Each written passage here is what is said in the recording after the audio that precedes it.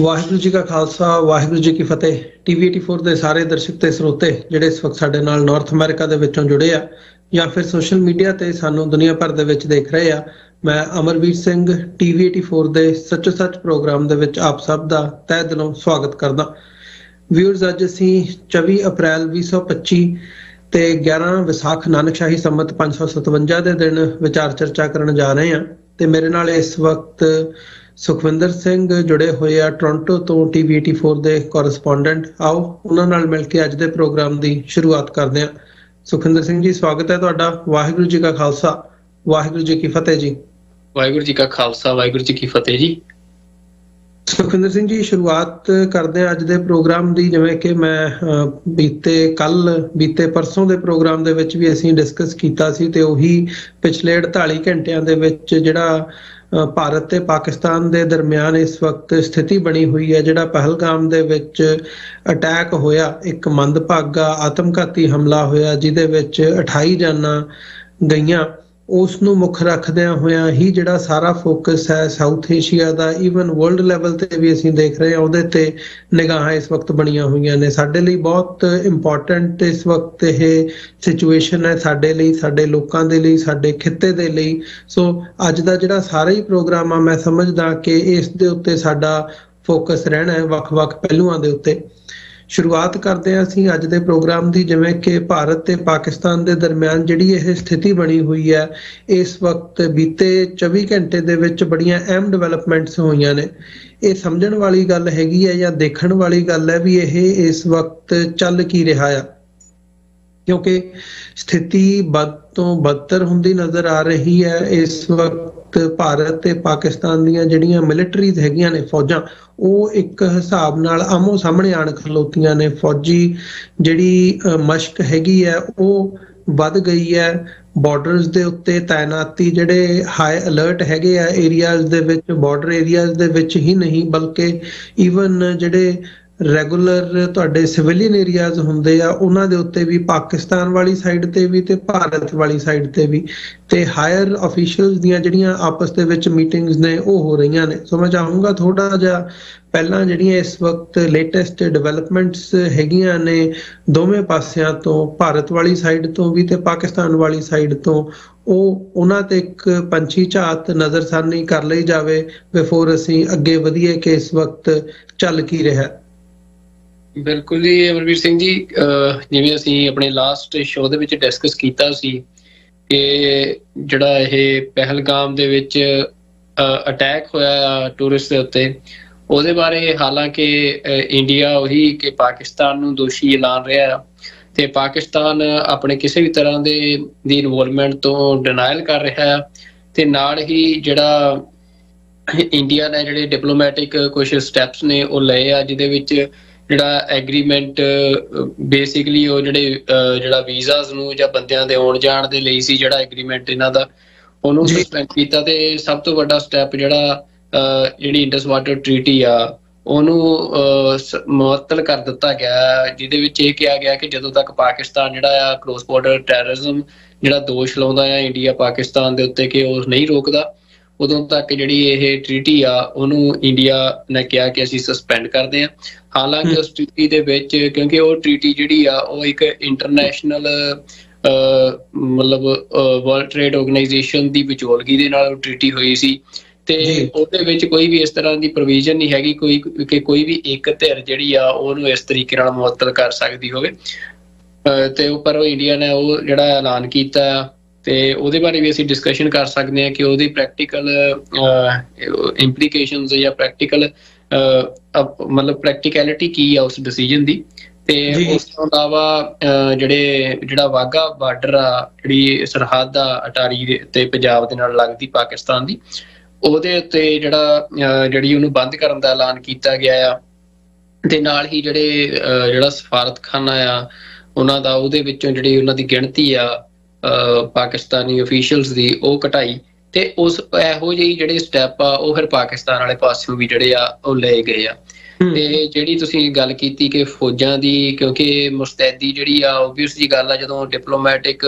ਮਾਹੌਲ ਇਸ ਤਰੀਕੇ ਦਾ ਇੱਕ ਬਣ ਜੇ ਦੋ ਮੁਲਕਾਂ ਦੇ ਦਰਮਿਆਨ ਤੇ ਪਾਕਿਸਤਾਨ ਤੇ ਇੰਡੀਆ ਜਿਹੜੇ ਕਿ ਮਤਲਬ ਜੰਗ ਦੇ ਮੈਦਾਨ ਤੋਂ ਲੈ ਕੇ ਖੇਡ ਦੇ ਮੈਦਾਨ ਤੱਕ ਜਿਹੜਾ ਮਾਹੌਲ ਆ ਵੀ ਦੋਨਾਂ ਦੇ ਦਰਮਿਆਨ ਉਹ ਹਮੇਸ਼ਾ ਖਟਾਸ ਵਾਲਾ ਕੜੱਤਣ ਵਾਲਾ ਹੀ ਰਹਿੰਦਾ ਆ। ਤੇ ਉਹ ਜਦੋਂ ਹੁਣ ਡਿਪਲੋਮੈਟਿਕਲੀ ਮਤਲਬ ਐਡੇ ਫੈਸਲੇ ਹੋ ਰਹੇ ਆ ਤਾਂ ਉਹਦੇ ਚੋਂ ਫਿਰ ਫੌਜਾਂ ਦੇ ਵਿੱਚ ਹਿਲਜੁਲ ਜਿਹੜੀ ਆ ਉਹ ਸੁਭਾਵਿਕ ਆ। ਪਰ ਹਜੇ ਤੱਕ ਵੀ ਅਮਰਵੀਰ ਸਿੰਘ ਜੀ ਕੋਈ ਵੀ ਮਤਲਬ ਇਹ ਸਾਰੇ ਤੋਂ ਬਾਅਦ ਇਹ ਨਹੀਂ ਲੱਗ ਰਿਹਾ ਕਿ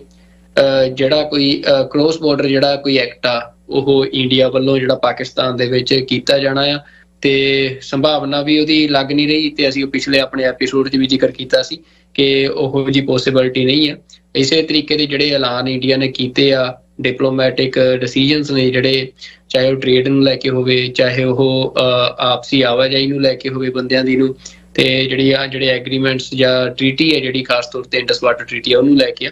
ਮਤਲਬ ਇਹ ਐਲਾਨ ਕੀਤੇ ਆ। ਤੇ ਇਹ ਹੁਣ ਇਹ ਮਤਲਬ ਇਹ ਜਿਹੜੇ ਫੈਸਲੇ ਆ ਉਹਨਾਂ ਤੇ ਅੱਜ ਅਸੀਂ ਜਿੰਨੀ ਦੇਖ ਰਹੇ ਹਾਂ, ਕਿਉਂਕਿ ਪਾਕਿਸਤਾਨ ਨੇ ਵੀ ਜਿਹੜੇ ਫੈਸਲੇ ਕੀਤੇ ਆ ਉਹਨਾਂ ਦੇ ਵਿੱਚ ਸਿਰਫ ਸਿੱਖ ਯਾਤਰੀ ਨੇ ਜਿਹੜੇ ਉਹਨਾਂ ਨੂੰ ਛੱਡ ਕੇ ਤੇ ਬਾਕੀ ਦੇ ਸਾਰੇ ਜਿਹੜੇ ਮਤਲਬ ਵੀਜ਼ਾਸ ਨੇ ਉਹਨਾਂ ਦੇ ਉੱਤੇ ਪਾਬੰਦੀ ਲਾਈ ਗਈ ਆ, ਤੇ ਸਿੱਖ ਯਾਤਰੀਆਂ ਨੂੰ ਬਾਹਰ ਰੱਖਿਆ ਗਿਆ ਹੈ ਜਿਹੜੇ ਆਪਣੀ ਧਾਰਮਿਕ ਯਾਤਰਾ ਦੇ ਲਈ ਜਾਂਦੇ ਆ। ਤੇ ਜਿਹੜਾ ਇੱਕ agreement I think 1974 the agreement ਹੈ ਇੰਡੀਆ ਤੇ ਪਾਕਿਸਤਾਨ ਦਾ, ਜਿਹਦੇ ਤਹਿਤ ਜਿਹੜੇ 3000 ਦੇ ਕਰੀਬ ਵੀਜ਼ਾਸ ਜਿਹੜੇ ਆ ਸਿੱਖ ਯਾਤਰੀਆਂ ਨੂੰ ਦੇਣੇ ਪਾਕਿਸਤਾਨ ਨੇ ਮੰਨੇ ਸੀ। ਤੇ ਪਾਕਿਸਤਾਨ ਨੇ ਕਿਹਾ ਕਿ ਉਸ ਦੇ ਉੱਤੇ ਜਿਹੜਾ ਇਹ ਫੈਸਲੇ ਆ ਇਹਨਾਂ ਦਾ ਕੋਈ ਵੀ ਅਸਰ ਜਿਹੜਾ ਆ ਉਹ ਨਹੀਂ ਪਏਗਾ। ਤੇ ਲਗਾਤਾਰ ਪਾਕਿਸਤਾਨ ਡਿਨਾਇਲ ਕਰ ਰਿਹਾ। ਉਹ ਕਹਿੰਦੇ ਕਿ ਬਿਨਾਂ ਕਿਸੇ ਸਟਰੋਂਗ ਐਵੀਡੈਂਸ ਤੋਂ ਜਾਂ ਬਿਨਾਂ ਕਿਸੇ ਮਤਲਬ ਐਵੀਡੈਂਸ ਤੋਂ ਬਿਨਾਂ ਇੰਡੀਆ ਜਿਹੜਾ ਆ ਉਹਦੇ ਤੇ ਇਲਜ਼ਾਮਬਾਜ਼ੀ ਲਾ ਰਿਹਾ। ਤੇ ਉਹਨਾਂ ਦਾ ਕਹਿਣਾ ਹੈ ਕਿ ਇੰਡੀਆ ਦੀਆਂ ਆਪਣੀਆਂ ਇੰਟਰਨਲ ਪ੍ਰੋਬਲਮਸ ਨੇ ਜਿਨ੍ਹਾਂ ਦੇ ਸਿੱਟੇ ਵਜੋਂ ਇਹ ਘਟਨਾਵਾਂ ਵਾਪਰੀਆਂ, ਤੇ ਨਾਲ ਹੀ ਉਹਨਾਂ ਨੇ ਇਹਨੂੰ ਫਾਲਸ ਫਲੈਗ ਆਪਰੇਸ਼ਨ ਵੀ ਕਿਹਾ ਹੈ ਆਪਣੀ ਸਟੇਟਮੈਂਟ ਦੇ ਵਿੱਚ। ਤੇ ਜਿਹਦੇ ਚੱਲਦੇ ਉਹਨਾਂ ਦਾ ਕਹਿਣਾ ਕਿ ਪਾਕਿਸਤਾਨ ਦਾ ਇਹਦੇ ਨਾਲ ਕੋਈ ਵੀ ਲੈਣਾ ਦੇਣਾ ਨਹੀਂ ਆ, ਤੇ ਇੰਡੀਆ ਆਪਣੀ ਇੰਟਰਨਲ ਪੋਲਿਟਿਕਸ ਦੇ ਕਾਰਨਾਂ ਕਰਕੇ ਹੀ ਜਿਹੜਾ ਸਾਰਾ ਨਜ਼ਲਾ ਹੈ ਪਾਕਿਸਤਾਨ ਦੇ ਉੱਤੇ ਝਾੜ ਰਿਹਾ ਹੈ। ਜੀ ਨਹੀਂ, ਇਹ ਦੋਵੇਂ ਫੈਕਟਰਸ ਮੈਨੂੰ ਲੱਗਦਾ ਸਾਨੂੰ ਥੋੜਾ ਜਿਹਾ ਡੀਪਲੀ ਵਿਚਾਰਨ ਦੀ ਲੋੜ ਹੈਗੀ ਹੈ। ਇੱਕ ਤੇ ਭਾਰਤ ਦਾ ਜਿਹੜਾ ਪੱਖ ਹੈ, ਭਾਰਤ ਵੱਲੋਂ ਜਿਸ ਕਿਸਮ ਦੇ ਸਟੈਪਸ ਲਏ ਗਏ ਨੇ ਤੇ ਜਿਸ ਕਿਸਮ ਦੀ ਇੱਕ ਫੀਅਰ ਮੌਂਗਰਿੰਗ ਜਾਂ ਵਾਰ ਮੌਂਗਰਿੰਗ ਭਾਰਤ ਦੇ ਮੀਡੀਆ ਦੇ ਵਿੱਚ ਜਾਂ ਸੋਸ਼ਲ ਮੀਡੀਆ ਦੇ ਉੱਤੇ ਦੇਖੀ ਜਾ ਰਹੀ ਹੈ, ਉਹਦੇ ਤੋਂ ਇਹ ਜਾਪਦਾ ਆ ਵੀ ਸਿੱਧਾ ਪਾਕਿਸਤਾਨ ਦੇ ਉੱਤੇ ਅਟੈਕ ਦੀ ਲਾਈਨ ਹੈਗੀ ਹੈ। ਜਿਵੇਂ ਤੁਸੀਂ ਕਿਹਾ ਕਿ ਪਾਕਿਸਤਾਨ ਸਾਈਡ ਵੱਲੋਂ ਇਹ ਗੱਲ ਕਹੀ ਗਈ ਹੈ ਕਿ ਭਾਈ ਬਿਨਾਂ ਕਿਸੇ ਸਬੂਤ ਤੋਂ ਜਾਂ ਬਿਨਾਂ ਕਿਸੇ ਹੋਰ ਐਵੀਡੈਂਸ ਤੋਂ ਤੁਸੀਂ ਇਸ ਕਿਸਮ ਦੀਆਂ ਕਾਰਵਾਈਆਂ ਕਿਵੇਂ ਕਰ ਸਕਦੇ ਹੋ, ਤੇ ਉਹਨਾਂ ਨੇ ਕੰਪਲੀਟਲੀ ਡਿਨਾਈ ਕੀਤਾ ਇਸ ਪਾਰਟ ਨੂੰ। ਸੋ ਇੰਡੀਆ ਦੇ ਪੱਖ ਤੋਂ ਇਸ ਵਕਤ ਕੀ ਨਜ਼ਰ ਆ ਰਿਹਾ ਹੈ ਕਿ ਆਫੀਸ਼ੀਅਲੀ ਭਾਰਤ ਵੱਲੋਂ ਕੋਈ ਇਸ ਕਿਸਮ ਦਾ ਸਬੂਤ ਜਾਂ ਕੋਈ ਗੱਲ, ਹਾਲਾਂਕਿ ਲਸ਼ਕਰ-ਏ-ਤਾਇਬਾ ਨਾਲ ਜਿਹੜੀ ਇਹ ਗਰੁੱਪ ਦੀ ਗੱਲ ਜਿਹੜੀ ਆ ਉਹ ਜੋੜੀ ਜਾ ਰਹੀ ਹੈ ਜਿਨ੍ਹਾਂ ਨੇ ਹਮਲਾ ਕੀਤਾ, ਤੇ ਉਹ ਲਸ਼ਕਰ-ਏ-ਤਾਇਬਾ ਨੂੰ ਪਾਕਿਸਤਾਨ ਬੇਸਡ ਜਿਹੜਾ ਹੈ ਉਹ ਦੱਸਿਆ ਜਾ ਰਿਹਾ ਆ। ਇਹ ਇੱਕ ਗੱਲ ਹੈਗੀ ਹੈ ਜੋ ਮੀਡੀਆ ਦੇ ਵਿੱਚ ਸਾਡੇ ਸਾਹਮਣੇ ਆ ਰਹੀ ਹੈ। ਪਰ ਜਦੋਂ ਅਸੀਂ ਆਫੀਸ਼ੀਅਲੀ ਅਧਿਕਾਰਤ ਰੂਪ ਦੇ ਵਿੱਚ ਦੇਖਦੇ ਹਾਂ ਜਾਂ ਇੱਕ ਮਾਨਤਾ ਪ੍ਰਾਪਤ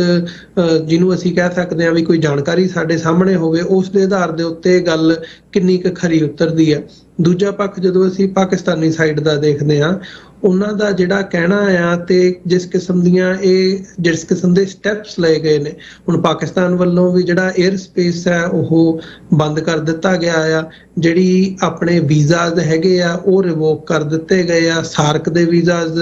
ਖਤਮ ਕਰ ਦਿੱਤੇ ਗਏ ਆ। ਪਹਿਲਾਂ ਇੰਡੀਅਨ ਸਾਈਡ ਵੱਲੋਂ ਕੀਤਾ ਗਿਆ ਤੇ ਹੁਣ ਪਾਕਿਸਤਾਨ ਸਾਈਡ ਵੱਲੋਂ ਕੀਤਾ ਗਿਆ। ਤੇ ਪਾਕਿਸਤਾਨ ਵੱਲੋਂ ਤਾਂ ਇੱਥੋਂ ਤੱਕ ਉਹ ਕੀਤਾ ਗਿਆ ਕਿ ਭਾਈ ਜਿਹੜੀ ਇਹ ਤੁਸੀਂ ਇੰਡਸ ਵਾਟਰ ਟ੍ਰੀਟੀ ਨੂੰ ਖਤਮ ਕਰਨ ਦੀ ਲਾਈਨ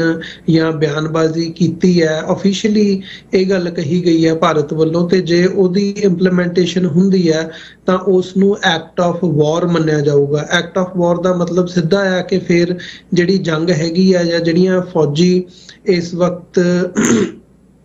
ਫੌਜ ਦੀ ਤਾਇਨਾਤੀ ਇਸ ਵਕਤ ਬਾਰਡਰਸ ਦੇ ਉੱਤੇ ਉਹ ਕਸ਼ਮੀਰ ਤੋਂ ਲੈ ਕੇ ਅਸੀਂ ਪੰਜਾਬ ਤੇ ਅੱਗੇ ਤੱਕ ਦੇਖ ਸਕਦੇ ਹਾਂ, ਫੌਜੀ ਮਸ਼ਕਾਂ ਜਿਹੜੀਆਂ ਨੇ ਜਾਂ ਫੌਜ ਦੀ ਜਿਹੜੀ